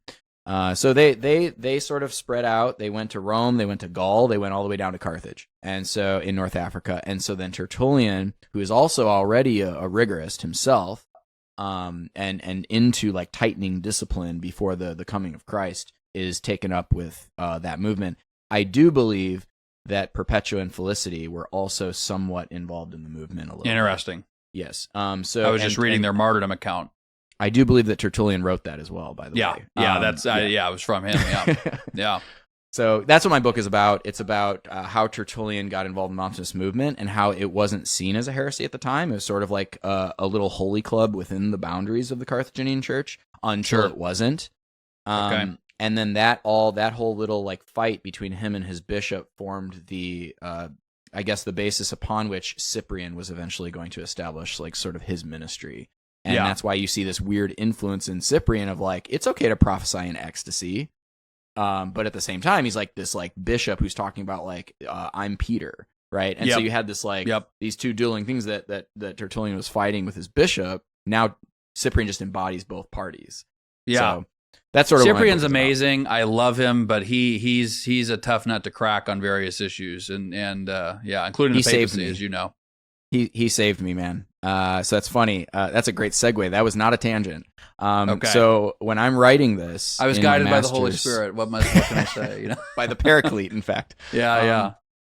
While I was writing this in my thesis in the master's program, I became obsessed with Cyprian. I read every single letter. I put all of his letters in chronological order. I was captivated by his document on the unity of the Catholic Church. And Beautiful so at treatise, this time, remember, when I went to Wheaton, I was attending a Lutheran church. And it was like Missouri Synod, so it was like a conservative Lutheran group. Yep. High church too, like very beautiful liturgy. But I was bothered by Cyprian's treatise on the unity of the Catholic Church. He really bothered me because in the background of that too is Ignatius of Antioch. Because I was starting to see that the office of the bishop is so central in the minds of all of these early writers. And I was like, why did we get rid of the episcopate? Why did that happen? I know that in Europe, Lutherans still have like the episcopate, but not everywhere. And Luther argued that the episcopate was not essential to the church.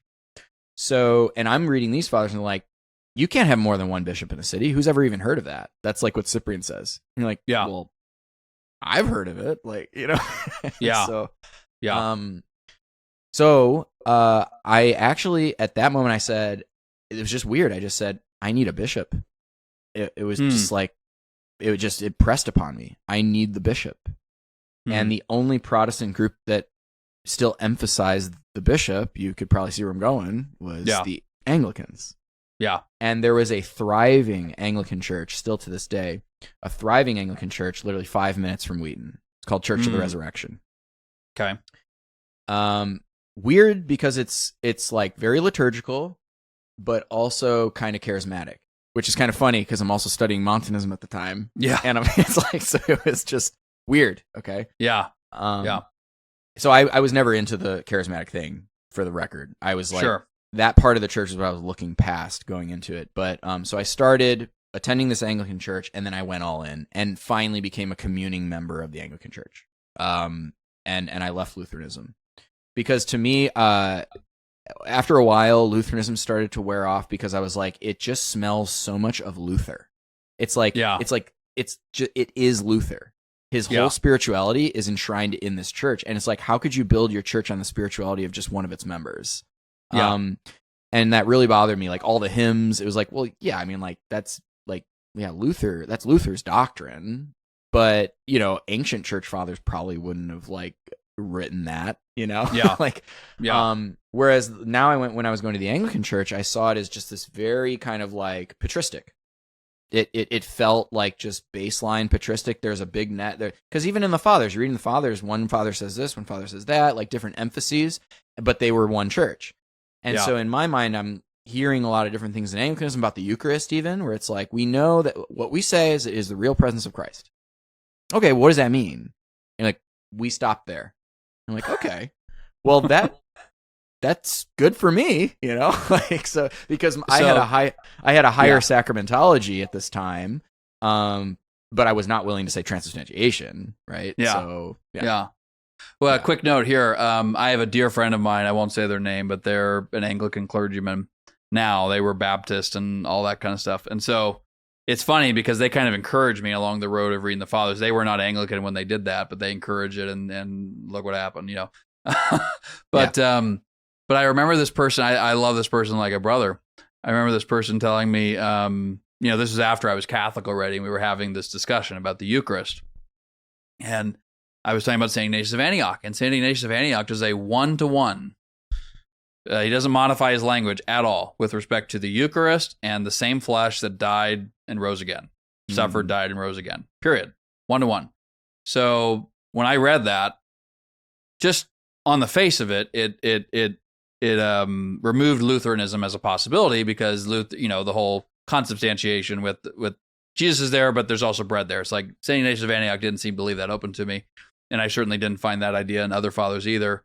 But I asked this Anglican friend, like, so what? How do you really hammer down the Anglican position on this? Because I don't see this sort of view of the Eucharist in the 39 Articles, for example. And he's like, well, see, Josh, that's one of the great things about being Anglican is you can believe this or you can believe that. And I was like, that's not great. I want to know what it is. I want to know what it is. I mean, that's literally like manna. Like, what is it? I want to know what is it. And I believe Jesus actually came to answer manna. What is it? It's his body, blood, soul, and divinity, period. And if I'm wrong about that, that means I would easily either fall into idolatry or fall into sacrilege. Yeah. It's one or the other. Like this whole like, oh, it's wonderful that we have all these choices. I was like, are those choices from Jesus? And so anyway, just a quick little side. I admit, I want to hear your thoughts on it because I know there are very serious Anglican people. I love and respect them. It always seemed absurd to me as I was reading the fathers, just being honest with you. It seemed somewhat absurd to me, especially in light of Cyprian, the unity of the... Anyway, but I'm kind of curious how you wrestled through all those issues. I'm not saying there are no serious thoughts among Anglicans. I'm saying Anglicanism as an enterprise struck me as just almost completely untenable from the outset after 6, 7, 8, 9 months of reading the fathers 10, 12 hours a day, you know? Okay, so here's what I'll say.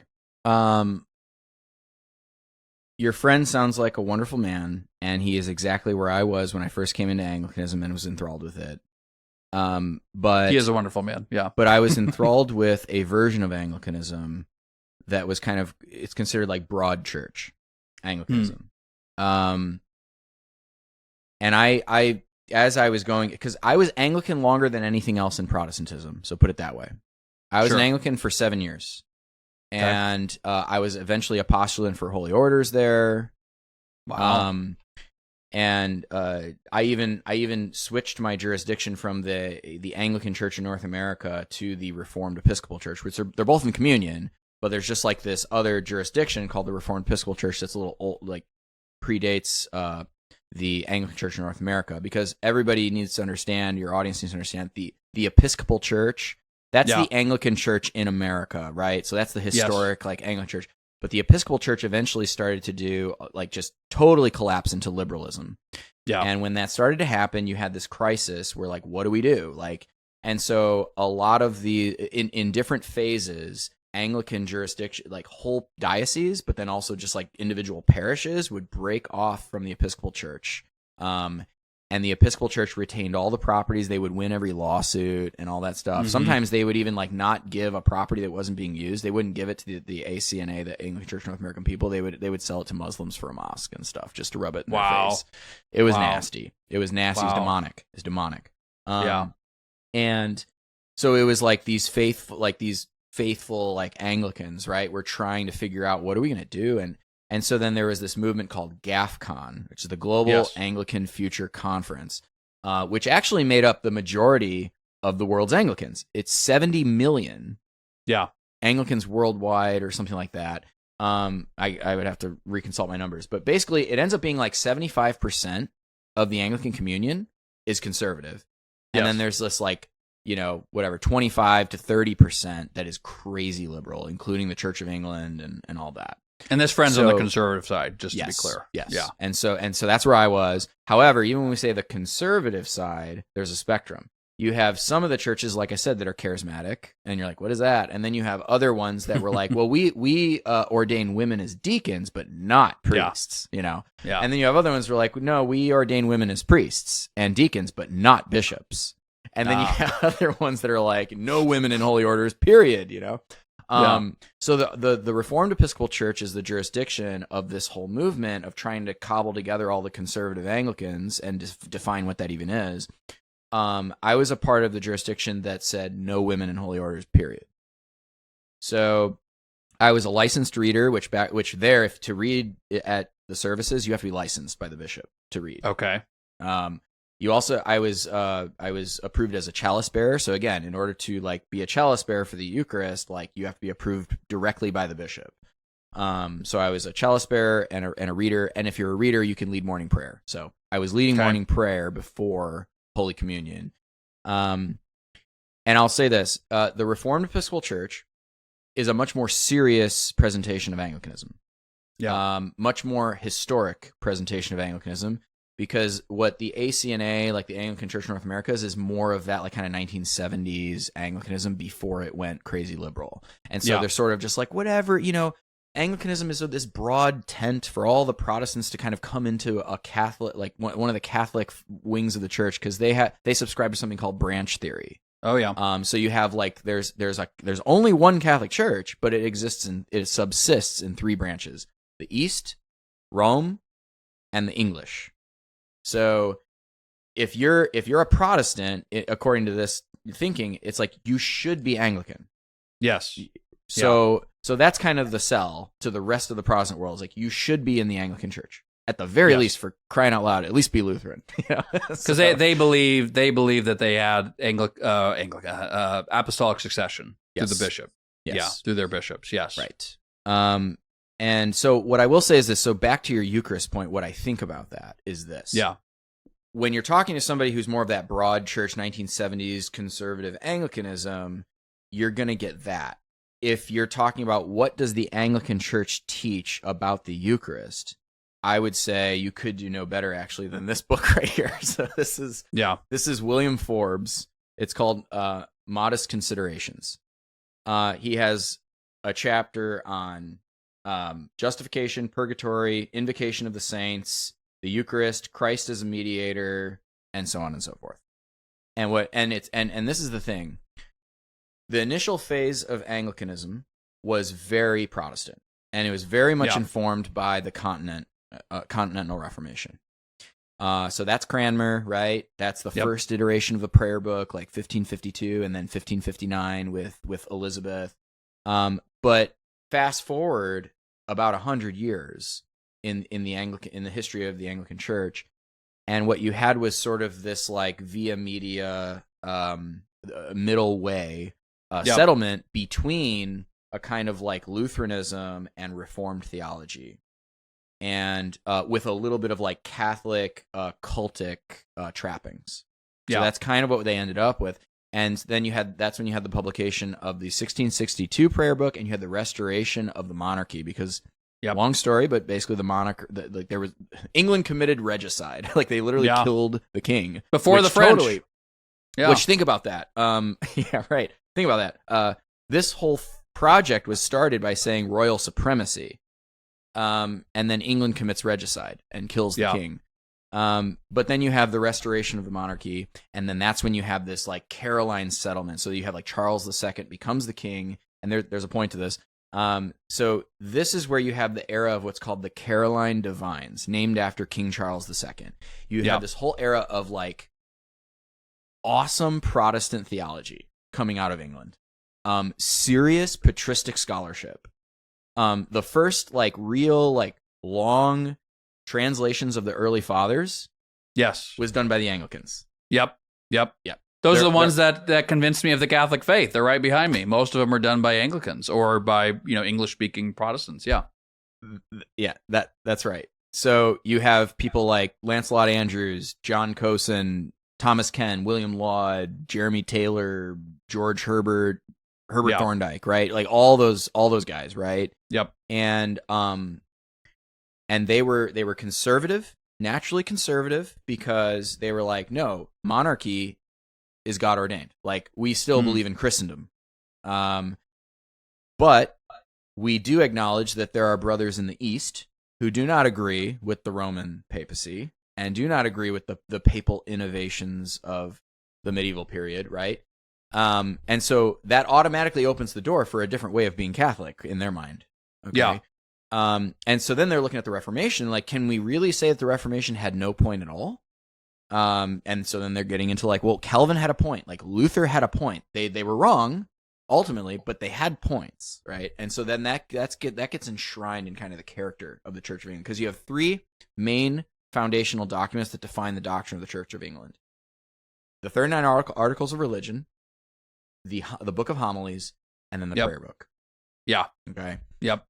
So that's the Anglicanism that I was now into, and I was like, because if I'm gonna be Anglican, I'm gonna be freaking Anglican. Like that was my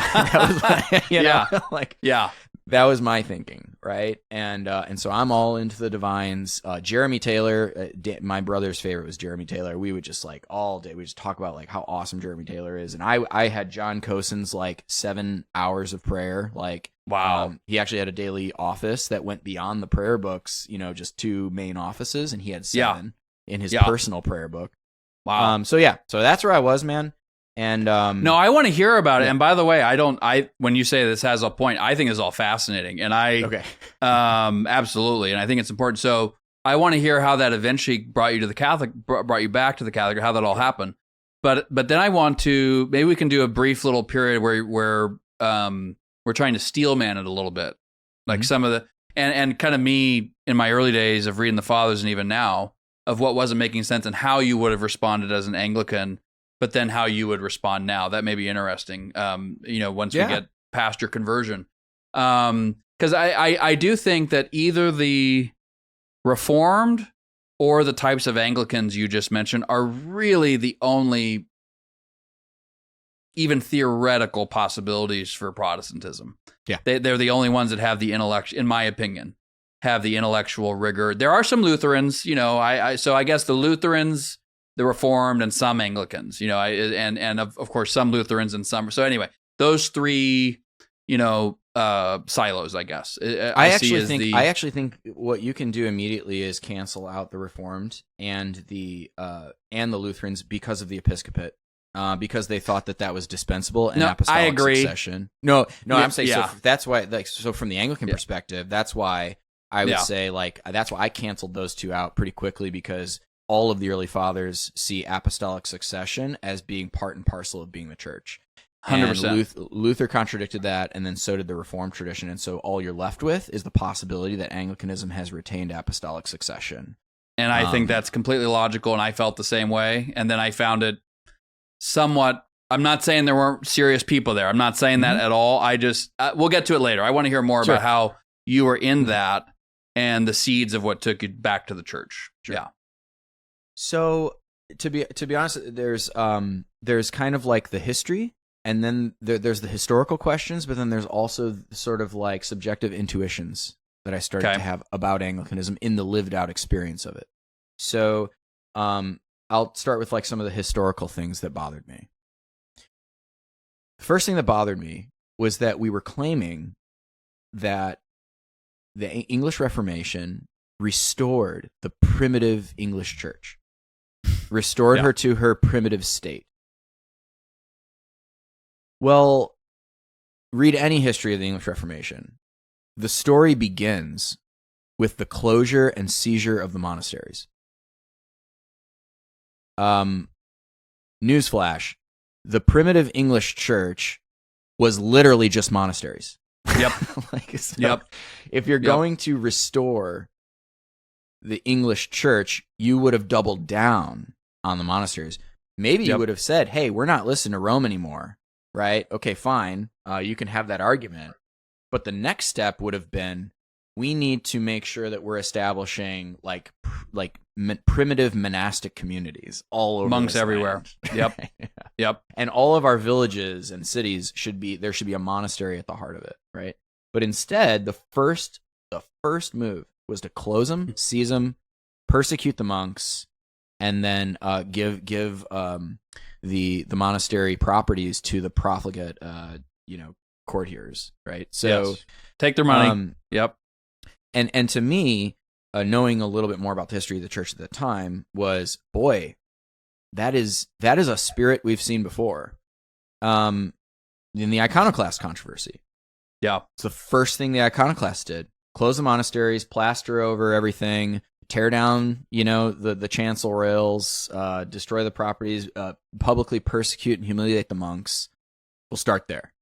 Yeah. And it led to a secularism where the iconoclasts were totally okay with venerating images of the emperor, but you couldn't venerate an image of Christ. Yeah. Right? So, and that is inevitably what ended up happening in England, where it was like, you could not talk about the Virgin Mary as the queen, right? You couldn't talk in lofty language about the saints or anything like that. But my goodness, you read some of those prayers for His Majesty the King, and you see some of the protocols of meeting the king, and you're like, well, that's really just that is really just a man. Yeah. It's like the spiritual power and the temporal power are built into reality, and you're either going to have one or the other be higher. Which takes me to the next point. But my next objection was the royal supremacy. I was like, okay, because again, I'm studying medieval history too at the time and everything, and it was like, look, medieval civilization had a very clear understanding of the distinction between the temporal sword and the spiritual sword, and who wields what, and in the final analysis, which sword kind of trumps the other, right? And it was the spiritual. Now, it's weird because in Rome, the problem or the tendency that we had was that the spiritual sword was sort of encroaching upon the temporal sword a little too much. If we're being honest as Catholics, we can say that. Yeah. Now in England, you just had the flip of that, where the sword that definitely wouldn't trump in that situation is the one that says, no, the spiritual sword is now going to be under the temporal sword. All of the bishops of England answer to the king. Yeah. And so then the king literally becomes the supreme governor of the Church of England. And you're like, wow, so you literally just took the spiritual power and put it under the temporal power and put the king at the top. And Yeah. so that to me was unacceptable because because a lot of people will say, don't talk about Henry VIII, okay, because after that, you have a Catholic queen, right, that comes in and Catholicism is restored. So you can't say that the beginning of the English Reformation or that the beginning of the Anglican Church is Henry VIII, this terrible guy who killed his wives. Yeah. Fair argument. The beginning of the Anglican Church is under Elizabeth, okay? Yeah. And Elizabeth maintained the royal supremacy. All right? Yeah. And then it certainly, like, Anglicanism doesn't start until the restoration of the monarchy in the 1660s. Okay. So you would say between Henry and the 1660s, it's more of a up for grabs. Up for grabs, yeah. Yeah. Yes. Yeah, because it was obviously Catholic. up for grabs, but you wouldn't say we had Anglicanism as such until the 1660s. No, Okay. you have a controversy. You have the English controversy, really, because you have Henry, and then it goes Mary, Catholic. Yep. She starts persecuting the Protestants. Then it goes, swings this way. It goes to James. James is a wacko Protestant. I mean, he's homosexual, like the whole thing, right? And really, and I didn't know that. Oh yeah. Oh and then, wow. And then it swung way, and then it eventually settled. That's why it's called the Elizabethan settlement. Yeah. The dust kind of settles on Elizabeth, right? And the 1559 prayer book. Like, this is it. Yeah. All right. This is Anglican. And Elizabeth herself was excommunicated by the Pope, so she was like considered kind of Catholic, I guess, for a little bit there, but I guess in a nominal sense, perhaps. But yeah, right. And I may have some of my chronology off, but just you get the point. Yeah, the church is swinging around back and forth. Because I might have James and Elizabeth mixed up, but yeah. Eventually, I think you did. James came after, but yeah, I knew what you meant. Yes, I knew. That's okay. It's okay. You get it. History is just dates, Stephen. It's just dates. I'm kidding. I study change and continuity over time, Joshua. I don't study. Yeah, exactly. To go back to your first point. Yeah. Yeah. So, but anyway, so you have this topsy-turvy thing, and then finally you have the terrorist regime, Puritan regime of Oliver Cromwell, regicide. They literally kill King Charles, which in my mind, like, out of all the English kings you could have, King Charles, he's pretty based, Yeah. So, yeah. And they so made Christmas illegal, from what I recall. Yeah. I think the Puritans made Christmas illegal. Oh yeah. Yeah. They definitely had their way with things. So again, then the Church of England is like the Church of England is now in exile, right? So there is no Anglicanism. Anglicanism, and that's why the formularies, they don't look to the 1559 prayer book. They don't look to 1552. They don't look to 1549 prayer book. They look to the 1662 prayer book. Okay. And there's so we can say that Anglicanism really starts in the restoration of the monarchy in the 17th century. Okay. Fair point. Now, knowing that, where I was going next was I became enthralled with the Caroline Divines. And I thought, wow, these are people who are smart as heck. They're devoted. They're holy men. And they are reasonable. They're not polemic against the Church of Rome. They acknowledge that the Bishop of Rome is the Bishop of Rome. And they are writing serious theological treatises responding to Rome and with their actual concerns. I was like, this is a serious group of people, finally. Right? Good. So I'm reading them. However, their project only lasts for maybe 3 or 4 generations. Okay. And then it just collapses. The Reformed Party of the Church of England wins the day. So not even a century. Yeah. Yeah.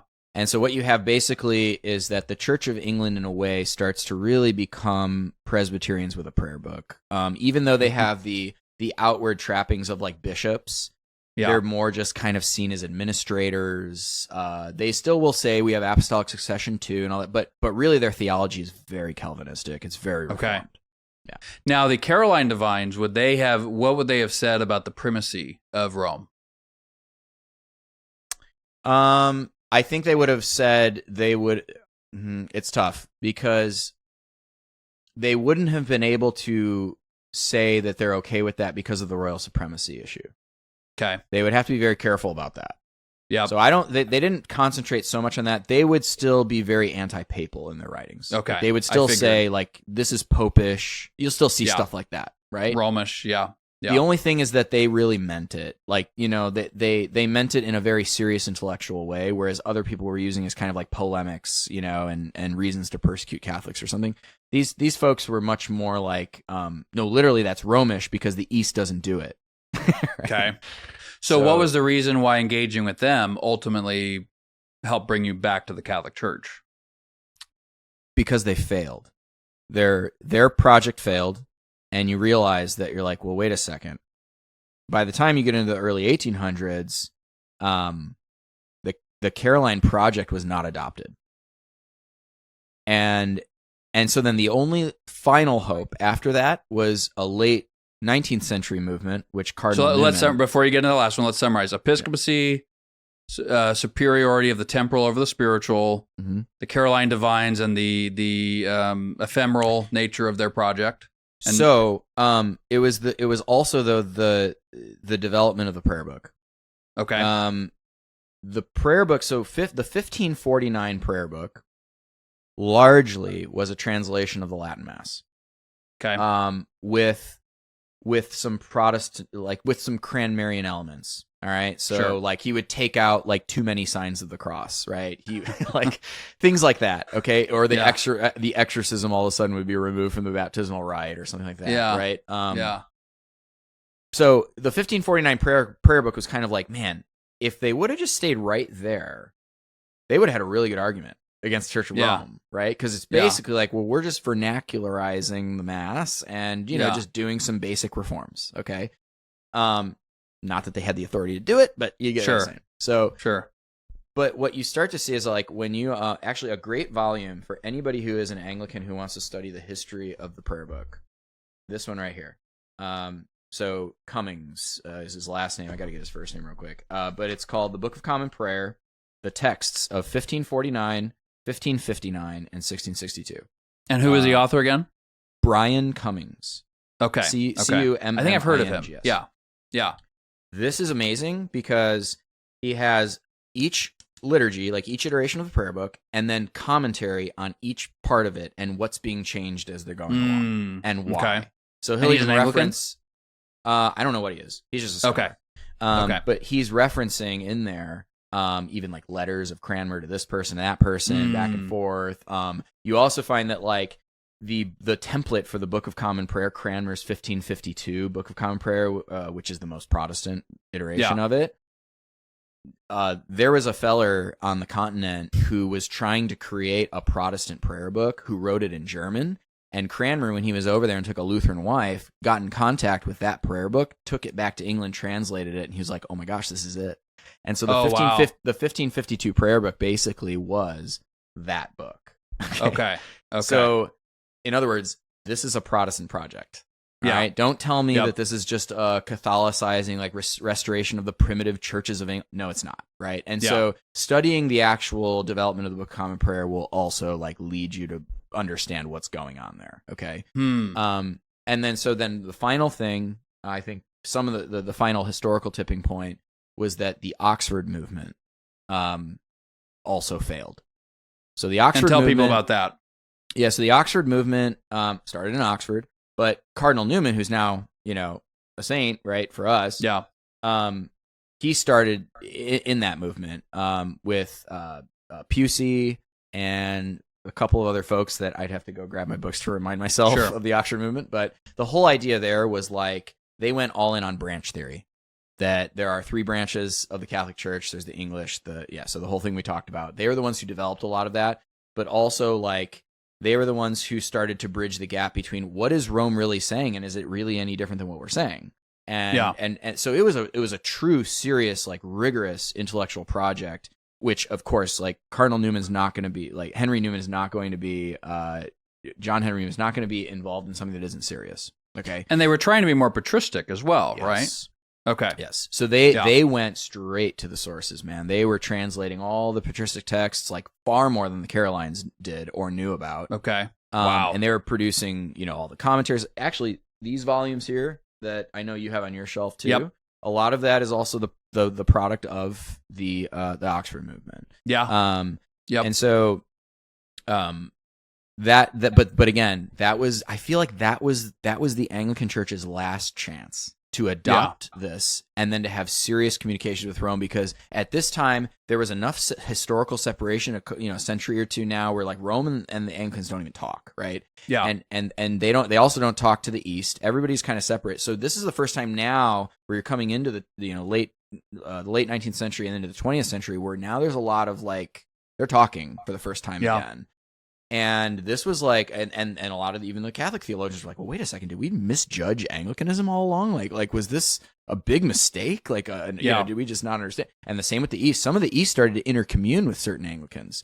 So it was a mess. But once again, the Oxford movement did not prevail. The evangelical wing of the Church of England prevailed. And you're like, that was it, man. And then now, here I am, like, learning all this, and I'm here at this little Anglican church with like 20 people in it, and I'm just like, is this the church? Is this the church? Yeah. Because you can argue for it, you can kick against the goads, but is this the church? Yeah. Saul, why are you persecuting me? It's hard for you to kick against the pricks. And so that's some of the more the intuitions that I started to feel. And so now I start to really think through like the more emotional parts of it, or I don't know, subjective parts of it, right? Where it's like I look at the Catholic Church, okay? I was at that time I'm looking at the Catholic Church and I see, well, okay, the church is Christ's bride, but also his body. That means that in order for the world to meet Jesus today, with Jesus being ascended on high and at the right hand of the Father, encountering the church should be an encounter with the full Christ. Yes. Every facet of his personality, that was all the weird parts of his personality that you see in the Gospels, should be contained in the Catholic Church. And so it's kind of like, I guess you call it the personality argument or something. It's like, why did Christendom have kings? Because Jesus is a king. Yeah. Why did Catholicism build all these hospitals? Well, because Jesus is the great physician. Why did we have monasteries? Well, because Jesus would always go up on a mountain alone to pray. Yeah. And fasted for 40 days and fought with the devil in the desert. Right? Yeah. And on you can go, right? What a great way to view it. Yeah. Yeah, like why do we have bishops? Because Jesus is the great shepherd and overseer of our souls, the great episcopos of our souls, right? Yeah. Why do we have deacons? Because Jesus was a deacon. He's called a deacon, literally, like because he served the apostles and washed their feet. Like why do we have teachers, didascally, like in the early church? Because Jesus was the great teacher. Why do we have philosophers? Because Jesus was the greatest philosopher, right? You just keep going, man. You just keep going on and on and on. It's like, and that's how the church should be. So if you want to identify where the church is today, look for every facet of Jesus's very complicated personality, which is a miracle that all of those things can subsist in one person, which is why he's the God-man. And then go and find which church has all of it on full display. It's the Catholic celibate Church. Constantly talking about a wedding feast, for example. Those two elements. Yeah.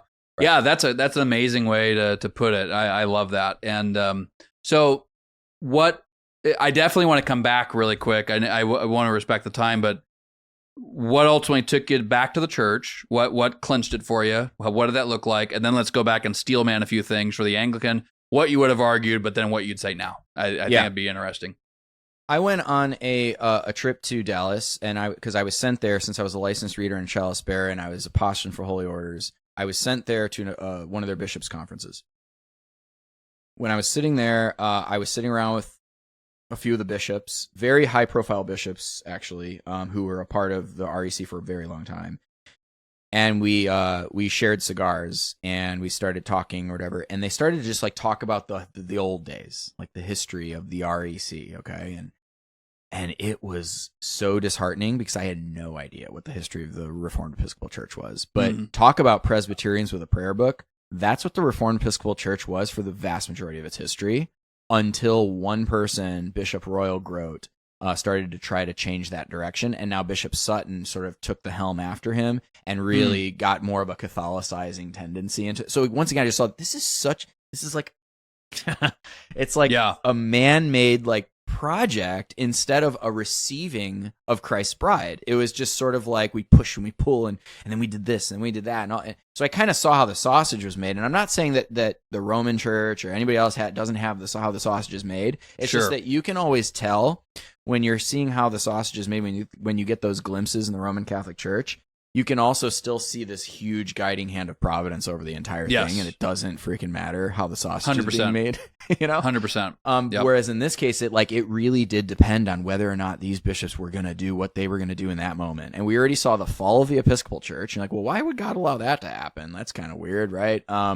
So I was just, this is the intuition that I'm having, and I'm seeing that like Rome just keeps winning. Yeah. And how can I explain that? With how who was the one who said Peter Kreeft always brings this part up where he says that Jew who like went off, he was a Jewish merchant like in the medieval period, went off on a trip and then came back. The Decameron. It's from the Decameron. Yeah, I'm going to be doing a podcast episode on that because it's a great story. Why do you want to become Catholic? He's like, because no institution that was run by this like corrupt and stupid people could have lasted this long if God weren't, part of it. Yeah, Boccaccio, I think, was the author of that who compiled it. Yeah, Boccaccio, 1300s. Yeah, but that's where I was. I was like, how, with all of the sinfulness, with the sex scandal, with like everything, like how is it that this church just keeps winning? I don't get it. It's because, and I'll tell you what, it just dawned on me. Grace is here. That's why. Yeah. It really is grace. It's not works. Yeah. It's not creating a church that's in line with what you see in the Bible and manipulating and trying to create the church. You don't have to create it because Jesus did it already. And despite all of the human sinfulness and error and terrible things that have happened in church history, God declared, this is my bride, period. Yeah. And so you don't have a choice in the matter. God chose it. And so that's why Rome wins. And even when Rome is topsy-turvy and we've had some rough years even recently, it's like, like at the end of the day, if Western culture is going to have a chance, right? So let's say you just really want to see Western culture revived and have a chance, a fighting chance. Like, who's going to do it? Yeah. Is it going to be Protestantism? Is it going to be the Anglican Church? Is it going to be the Eastern Orthodox? Like, it's going to be Rome. Yeah. It's going to be Rome. So I had this abiding sense in me that that's your mother.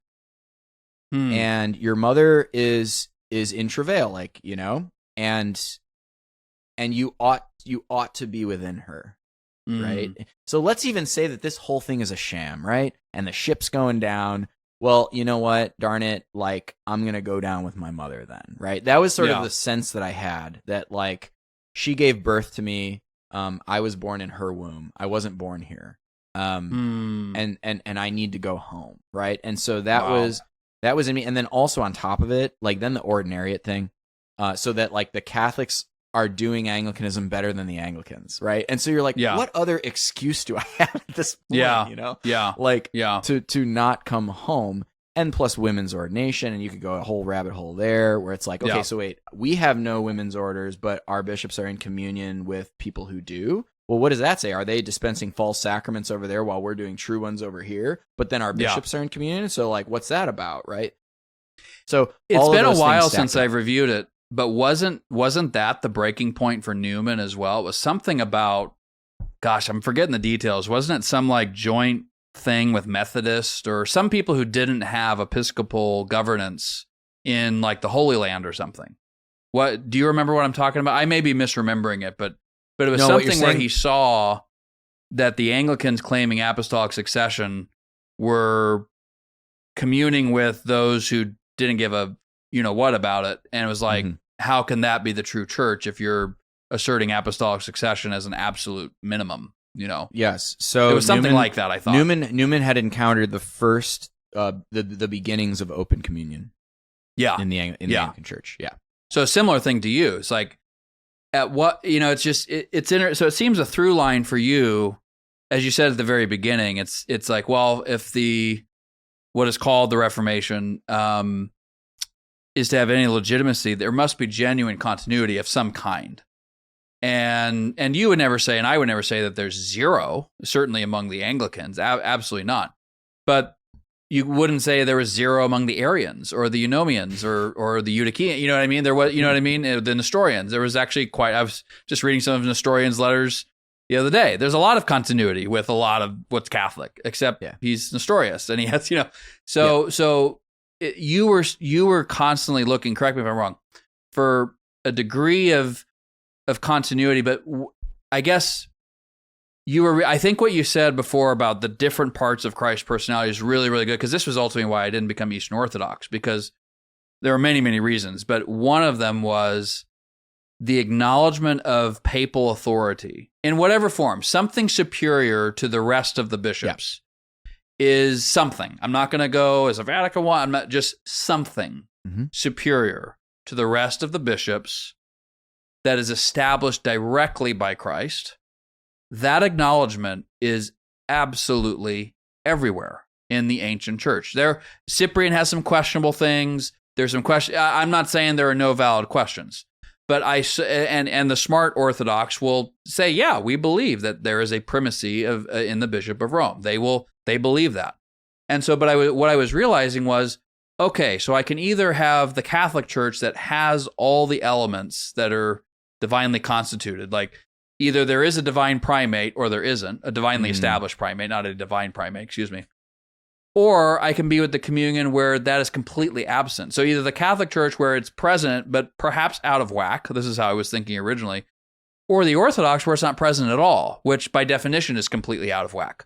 So it was a similar sort of thought process of like, where are all the elements of what I'm seeing in the fathers? And that was another reason. Well, why don't we finish the story? Like, when do you come back? Was there anything dramatic with that, or like what did it look like for family? Like, I'm just curious about just the story, how this all concludes, which is just really another beginning, of course. But yeah, and I could never encapsulate everything. And my wife's Greek, so there's a whole other layer to the story that we have not even addressed.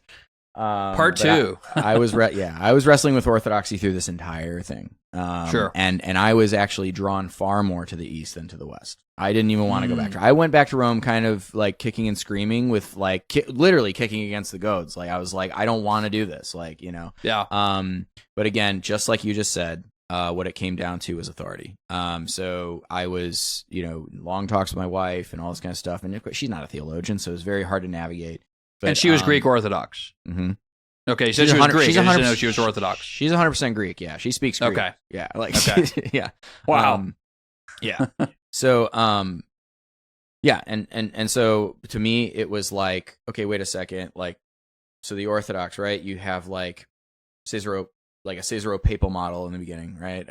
If you want to trace it that way. And then it's sort of like when that falls apart, you kind of had this like conciliarism, like a strong conciliarism, like as their ecclesiology. Okay, well then like that kind of falls apart because then they opt for autocephaly, like literally like self-governing churches, right? And where they can't even gather a council. So it's like, so the conciliar church can't gather a council. Like, how does that make sense? And I'm not ridiculing the Orthodox for this. Like, I love the Orthodox. I think they do a lot of things better than what we're doing in the vast majority of the Catholic world.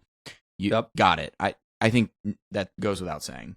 And I mean, look, dude, I have Saint Nectarios behind me, like his icon, right? So like, I love the Eastern tradition. I love the Orthodox, but at the end of the day, you have to make a decision, and that's where it finally fell. The final wall for me was the papacy, because I was like, if the papacy is not true,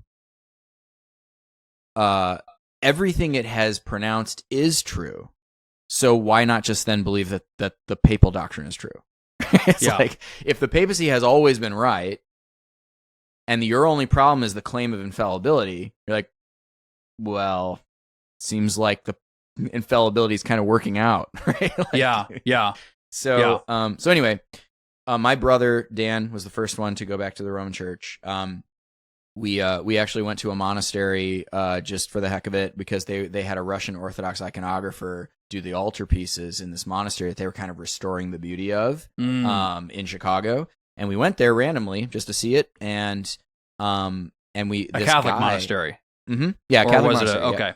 Yep. And there was a guy sitting next to us who, like, we started asking questions of the monks and stuff, and I think this guy was kind of like, I'm gonna go talk to those guys after, and Sure. So he came up to us after. He said, "Hey, I'm like the master of ceremonies at this church down the street. I want you to come see it." And so he went in. He's like, "I have the keys." He opened up the doors. We went in, and we were just like, "Holy cow! This is like the most beautiful church." It's like a fusion of Byzantine and Baroque and all this stuff. And it was like a Polish church and all this stuff. I was like, "Wow!"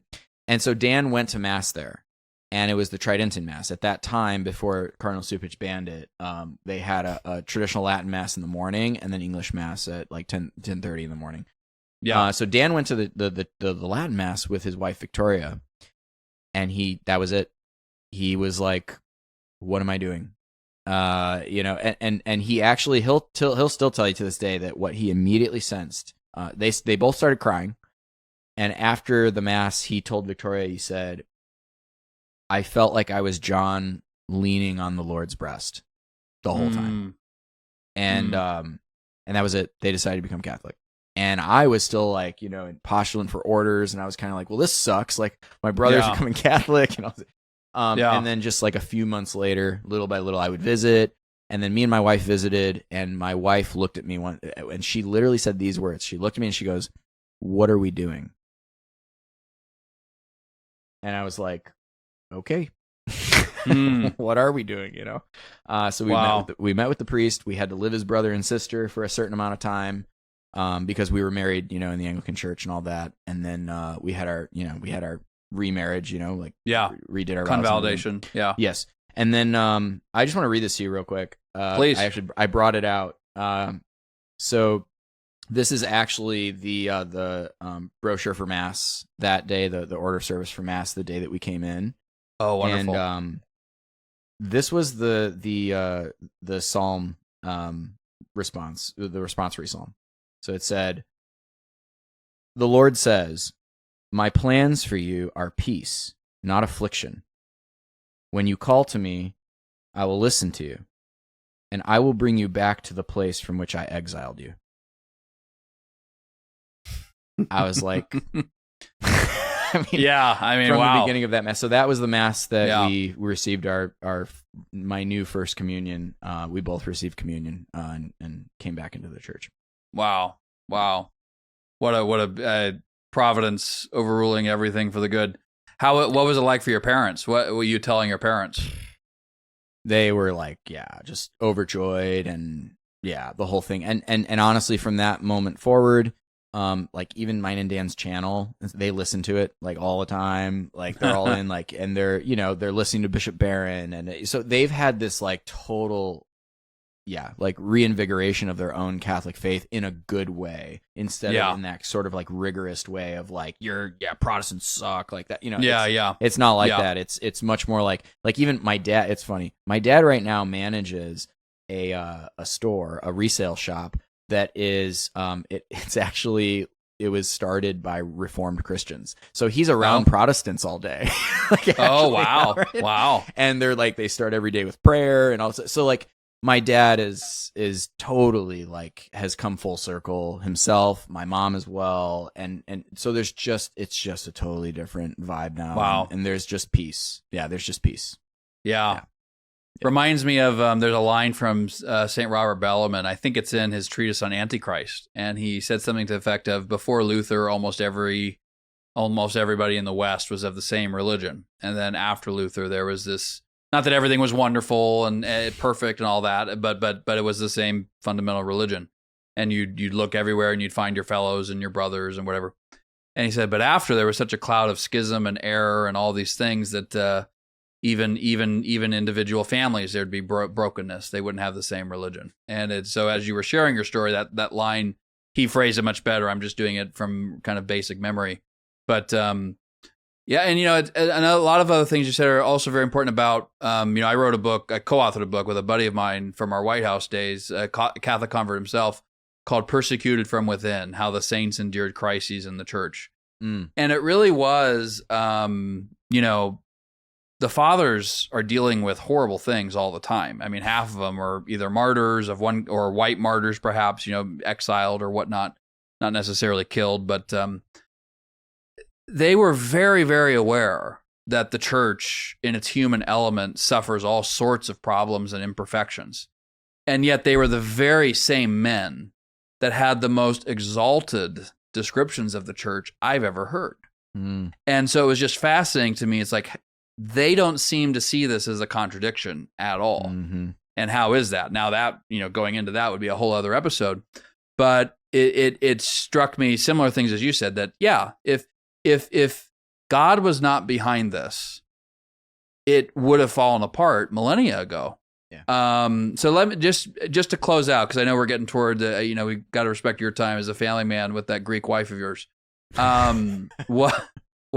I hope I meet them and all the kids someday. But so steel manning a few Anglican things. I'll just tell you how I'm curious how you would have responded. Of course, this is a very short version, so we're not getting into where there's a certain level of detail we're prescinding from at the moment. But when I was reading the Fathers, I didn't want to become Catholic at all. I just had this sort of inborn prejudice against the papacy, all that kind of stuff, for a host of reasons, most of which are obvious. So I was very open to the East. I was very open to something that would be Catholic, but without the Pope, whatever. But as I was reading the Fathers, they're just everywhere speaking about one church that has one faith, one government, and one worship, essentially. And they don't seem to think this will ever come to an end. They seem to think this will be what we have until Christ returns. And so for me, it was kind of like, how to put it?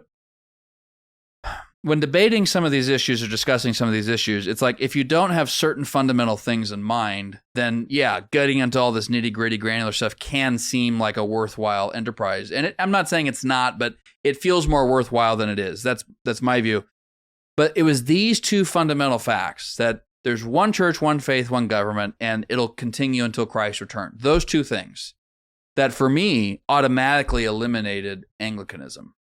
And so while I am not opposed even now to spending more time with the Caroline Divines, I'm going to spend it with these guys. I have limited time on this earth, you know what I mean? And so I did read some of the Anglican thought leaders and whatnot, but it struck me of like, how can you have a permanent branch, separation of the church into branches? And when I say permanent, I mean that there's no termination point to this. There's no end date for this. And it doesn't seem like there's a theological answer to how this is concluded. This can't be the semi-permanent state of the church. I saw absolutely nothing like that in the Fathers. So how would you have, as an Anglican at that time, how would you have responded to something like that? And how would you respond to yourself now as a Catholic? I would have said that ecclesiological presumption on the part of the Fathers turned out to be false, because there was a great schism between the East and the West, and the East still has valid priesthood, valid sacraments, even on Rome's own admission. So there's a schism, right? And basically what you do is you first put it back on Rome to explain that little schism between them and the East, and how the East continues to have valid sacraments. Let me put it back on you then, your old self. Let me put it back on you then. Yeah. Donatist schism. What about it? St. Augustine says the exact same thing about them. They have valid orders, the sacraments are there. Massive schism. What I would say back then is I would say the posture of the ancient fathers. So here's what I would say. Inheriting the faith of the fathers, we don't just inherit that, though, and the virtues and all the great things that they did. We also inherit their errors and their sins. So you have to remember that the same fathers that gave us the creeds, the councils, the canon, and all the wonderful things that we have also gave us a church in schism. So we also inherit their sin. So therefore, there are times where you can look at the presumptions of some of the fathers, who are also men of their day, who would talk to people like the Donatists, for instance, in this way that was so polemical, instead of speaking to them as brothers with whom they might be able to bridge this gap and this divide. There was plenty of opportunity for Donatists and Catholics to solve this, right? But the heat was too high. And I would say so if I was, in this Anglican posture, I would say that's one of the great virtues of our time, amid all of our own errors. One of the great virtues of our time is that we don't talk that way anymore about heretics or schismatics. We try to bridge the gap and bring them into the full unity of the church. So that's probably what I would start with as the groundwork. And there's a ton I would say to that, but let me make one point, and then I'd want you to give your Catholic answer now. But the unity of the church you're talking about is 3 branches. It's not anything like the unity that the fathers consistently tell us exists. Not that we're just striving for, but exists and is maintained in the one church. So such that they could say the church teaches, the church's faith is, the rule of the church is. I mean, you find this language absolutely everywhere in the fathers. So anyway, I know you're Catholic now, so I don't want you to be too stuck. And but I'm just curious what again, and we could do this all day, but we'll just a little bit here. And typically what I would do is I would cling on to Archbishop Michael Ramsey and his work in the Gospel in the Catholic Church and in his other series of lectures called The Anglican Spirit. So in the Gospel in the Catholic Church, he says, do you want to identify the church? You want to know where it is? I'll tell you where it is. Now, there's always going to be hierarchs who don't share communion with one another. Okay? That has always happened. There's been times throughout history before the Great Schism, which, when was that, right? Was 1054 really that? Like, it's always just been a mess. There were times before that where it would be 100 years where Constantinople and Rome weren't sharing communion, and yet all the other churches were still sharing communion, right? Yep. And so what he would say is like, this is a temporary situation that is born of human sin, but it is in no way in Christ's will, and so we need to answer the call of Christ saying that they may be one as you and I, Father, are one. And so if you want right now, though, to solve your problem of having these 3 separate churches that their hierarchs aren't sharing communion, the first thing to say is the Anglican Church is sharing communion with them. Like, if you're Catholic and you're Orthodox, you can come to an Anglican communion. We welcome that, right? And so it'd say we're not out of communion with them. They don't recognize us for some reason, right? Yeah. And so they would say that's pride. And this is what he would say. He would say, you identify the church this way. First, there's the gospel, all right? And by the gospel, I don't mean faith alone or any of that stuff. I mean the creed, right? Okay, like what is contained in the revelation. In fact, I would even say a step back from the creed. The fact that God became man, all right? Gospel. Around that, though, you have this structure to protect that, okay? Think of it as like the core of the apple, and the rest of the fruit is this. Sure. You have Scripture, so the canon of Scripture, creeds, councils, episcopate, and sacraments. Those 5 things, plus the gospel, that's where the church is, and that's what the early fathers gave to us. They gave us that church. Now, you might have hierarchs that are not sharing communion because of pride, but that is where the church is. And when we look at the Anglican Church, what do we see? We see the gospel, right? And we say, so that's what they do, right? Sure. The only thing is, the canon is a few books too short. The creeds might be 1 creed less, or at least 1 filioque less, depending on where you're at. The sacraments, how many are there? They disagree amongst each other. Are there 2? Are there 5? Are there 7? Are these sacraments of the gospel or sacraments of the church? They disagree about the episcopate. Is it for the plena essa of the church? Is it for the bene essa, or is it the essa of the church, right? Is it the being of the church, the fullness of the church, whatever? It's like, even on those 5 things, though, so now I'm putting on my Catholic hat, I would say, but the Anglicans don't agree even on any one of those 5 points. So that's a problem. I know we could talk about that a lot. So maybe we will in future episodes. And there's a lot I would say to that too. It's just, but you can see why. It's very interesting. I have a friend who's coming into the church. Him and his whole family. He grew up very secular, and so no religion. He wasn't like a virulent atheist or anything. He wouldn't even say he was an atheist. He would say he was genuinely just he didn't know, and he didn't have like a strong stance on whether God exists or not. But he's coming to the Catholic Church, traditional Latin Mass. It's like, it's very interesting. He was part of this crowd of people who I think COVID and what happened during that time woke them up to like, wow, evil in the world is real, and I need to be where we're protected the most, something like that. So, but I mention him because he did not find Protestantism convincing whatsoever. Wow. He just kind of totally skipped that. Yeah. And there's many, many reasons why. But one of them among many is that he said, if something's true, it's true. And there's not like truth and or X and anti-X both claiming to be the same Y. It's like it just doesn't, that's not possible. And if like God wanted us to know what Y was, he would have given us a way to know it with a sort of moral certainty. And so anyway, so it's just, my point is that him growing up sort of secular, all these like inner Christian, Protestant, Catholic type things just weren't as interesting to him. It was just more the bare nature of truth. And then what did God do to reveal to all mankind, not just this group or that set, but all mankind. And so it just clicked with him. The Catholic faith just clicked. That's becoming more common now than I think it was when you and I were coming of age. I think the normal route in our age was either you were of the new atheists or something, or you went you climbed the Protestant ladder into Catholicism.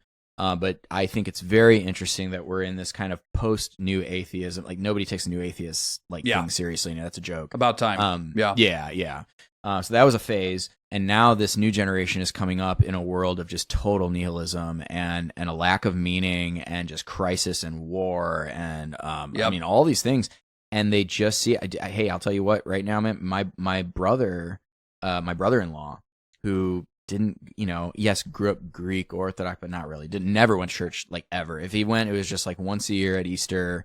Nothing. Just had no understanding of anything. Randomly, man, just this year, started like reading the Bible with his girlfriend, and they're now, they're joining the Orthodox Church. But still, it's like, that's crazy. I mean, like he came from nothing, and her especially, she came from absolutely nothing. She actually was in like the LGBTQ lifestyle for a while and all that kind of stuff. And she's actually was the driving force first, right? So I'm seeing this a lot, just to say. Yeah. We had at our church, we had 28 adult baptisms at Easter this year, all young, mostly adult males. Yeah. Who had no church experience growing up. Wow. Yeah. Wow. Yeah. Yeah, something is happening. This is not just headline stuff, because I'm seeing it myself. I mean, we've got a weekly Catholic men's group, and a good chunk of them, most of us are converts. Some of us came from a Protestant background, like myself. Some of us came from nothing. Another comment I was going to make just really quick is, it has struck me looking back, and I see it now among some Protestant friends I have. Fortunately, I have seen so many of my Protestant friends either come to the church for the first time or come back somewhere, fallen away Catholics and whatnot. It's very interesting. How to put it, and I'll close with this and see what your thoughts are, and then we'll close out. As a Protestant, there were so many things I was just incessantly not at peace with, and our disunity was one of them. I wasn't seeing anything remotely like what we had. And I love the Bible. I've never loved the Bible more than now, but I've loved the Bible my whole life. Little kid, read it all the time. I was in 5th, 6th, 7th grade with multiple study Bibles, all full of notes. That's like the kind of kid I was. And so I always say that reading the Bible carefully very much prepared the way for me to become Catholic. And you and I should do an episode maybe at some point about the Council of Jerusalem, because I know that's a big topic for you. It helped me become Catholic and whatnot. But there were just things that, the atheists would ask me, well, how do I know, during this new atheist phase, because we evangelized and whatnot, how do I know what church to go to? I was like, well, go to mine. He's like, well, why? Because it's the most biblical. And we're like, okay, well, that's your opinion, and you make a decent argument, but like other people are making a different argument. So even the atheists were recognizing, and it made me recognize, like, oh man, I really don't have a principled argument for why this is the church that adequately expresses Jesus Christ as his body. And I had no principled argument for it. I didn't work out the full implications of that, but I have many Protestant friends now who, it's like they know something's wrong, but through a mixture of family circumstances, emotional hangups. Sometimes it's just prejudice, and I mean prejudice in the not a derogatory way, but just prejudge. Like we inherit, Edmund Burke says prejudice is a good thing. Like there's some things we inherit that are a good prejudice, but they just know something is off and they can't quite put their fingers on it. So I just, looking back, I'm struck by how often I felt that way. And I felt that way. One small example, altar calls. We would have altar calls at many of the different congregations I was at. And I would literally think all the time, where's the altar? We don't have an altar. No, seriously. I went to this thing called Acquire the Fire. I don't know if you ever heard of that. It was like this big youth conference, and I didn't particularly like it. I ended up in a more high church reformed that congregation. That was where the last place I was, but before becoming Catholic. But it was like, rock concert, getting these big arenas and whatever. And there'd be altar calls. And I was glad that people are going, and sometimes I would go, but rededicate your life to Christ and try to get sin. That's all good. In and of itself, that's a good thing. But I would think, where is the altar? That's a stage. That's a podium. That's not an altar. Well, now I know. So it's like even at this utterly non-Catholic arena stadium event, there are these shards of the Catholic Church. It's just interesting. So anyway, you get the last word, and then we'll close out here. Yeah, I just think it speaks to I think it speaks to an ecclesiology of works, which ironically the Protestants have wholesale adopted, even if they don't realize it, because in the Protestant mind, because they've relegated all authority to what they think sola scriptura works, right? And so they've relegated all authority into the book. Into the canon of Scripture, which they're going to have to explain why that's the canon of Scripture. But let's just, they have the book, they have the standard. This is what the church ought to be, right?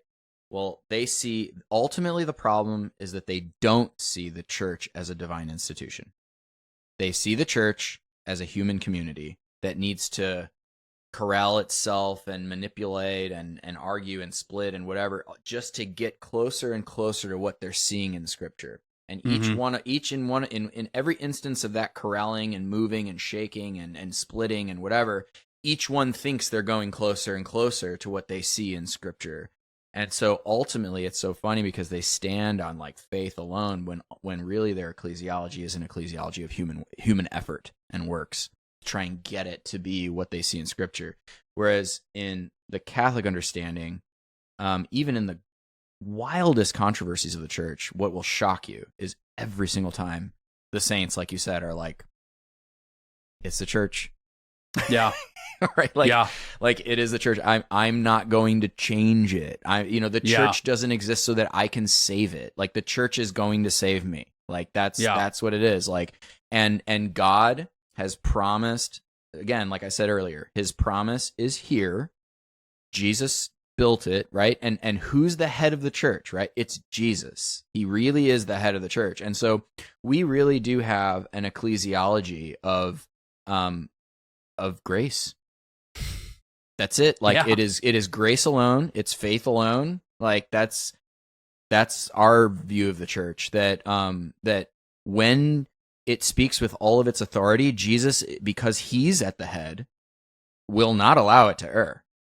We put all of our chips into that basket so that, like, if the church is speaking authoritatively, like, that's, Jesus is not going to let it err. He said the gates of hell are not going to prevail against it. So that's it. Like, boom. Like, the council said that. That's what it is. Because we really believe in the Holy Spirit. Like, we actually believe that the Holy Spirit inspires this church and is leading it into all truth, just like Jesus said, like that to the apostles. There's a lot of stuff I can't say to you now. You can't bear it, but I'm going to give you the Paraclete though, and he's going to lead you into all truth. And like St. Paul, same thing. He's like, I laid a foundation. It's Christ, right? But there's another building upon it. You better be careful how he builds upon it. But I will say this: that when the day of the Lord comes, all the wood, hay, and straws are going to be melted away. And all that's going to remain is everything that, was true, right? Yeah. And so I just found that the ecclesiology of the Roman Catholic Church is the ecclesiology that, I even hate using the word ecclesiology. It's just her identity is that church that Jesus established in Scripture. That's it. Amen. Literally just the other day, I was reading from St. Cyril at the end. It was one of the, it wasn't just Cyril, it was from the Council of Ephesus, but he was obviously heading it. And it was talking about deposing Nestorius, the heretic. And they literally said, the whole council said something to the effect of, Jesus Christ has made this decision through the council. You know what? And you know what? I just want to have one last word to all Protestants in that vein. Yeah. The anxiety that many of you probably feel, that I once felt in all the levels of Protestant. I've been through it all. I've seen it all. All right. Like, I've been there. The anxiety that you feel and all the like, oh my gosh, like, we need to do this in the church, and this is really what we should be doing. And, Pastor Bob isn't teaching right then. All that anxiety, and especially in Anglicanism, like, how are we going to save Anglicanism? And all of that anxiety that you feel. I will just tell you that it is a great, it is rest, right? When you come to the Catholic Church, because you realize that the Catholic Church doesn't need me. Yeah. Yeah. And we can say, that sounds bad. That sounds bad, but I'm just saying that, like, the Catholic Church isn't looking for Stephen Alspach to save it. Yeah. It pre-existed him, and it will post-date him. I am nothing, okay? And Jesus is the head of the church, okay? Yeah. Like, so I can come into the Catholic Church and say, I don't have to change anything. I need to be changed by it. And that's it. Yeah. Period. Yeah. Amen. And that certainly doesn't eliminate all the trials and travails, as you and I both know. We've talked about that. But to go back to my final point will be based on something you said earlier about the family and whatnot. I discovered that, you're going to suffer in any family you're in this life. Any family. There's one family where God guarantees everything you suffer within that family will be to your eternal good. And it's the Catholic Church. Bingo. So that's how I would phrase it. So this has been awesome, man. It's pregnant with possibilities, if I may say. So we'll have to talk about that. I'd love to talk with Dan at some point. I think that's so cool that you guys have been so tight at the hip on all this. And thank you for being generous with your time. I know we went a little over, but we normally close with an anthem verse. Maybe you've seen this on the podcast before, but it's been my anthem verse since college. Psalm 73, another psalm. Psalm 73, verses 25 through 26. Who have I in heaven but you, and on earth I desire nothing besides you. My flesh and my heart may fail, but the Lord is the strength of my heart and my portion forever.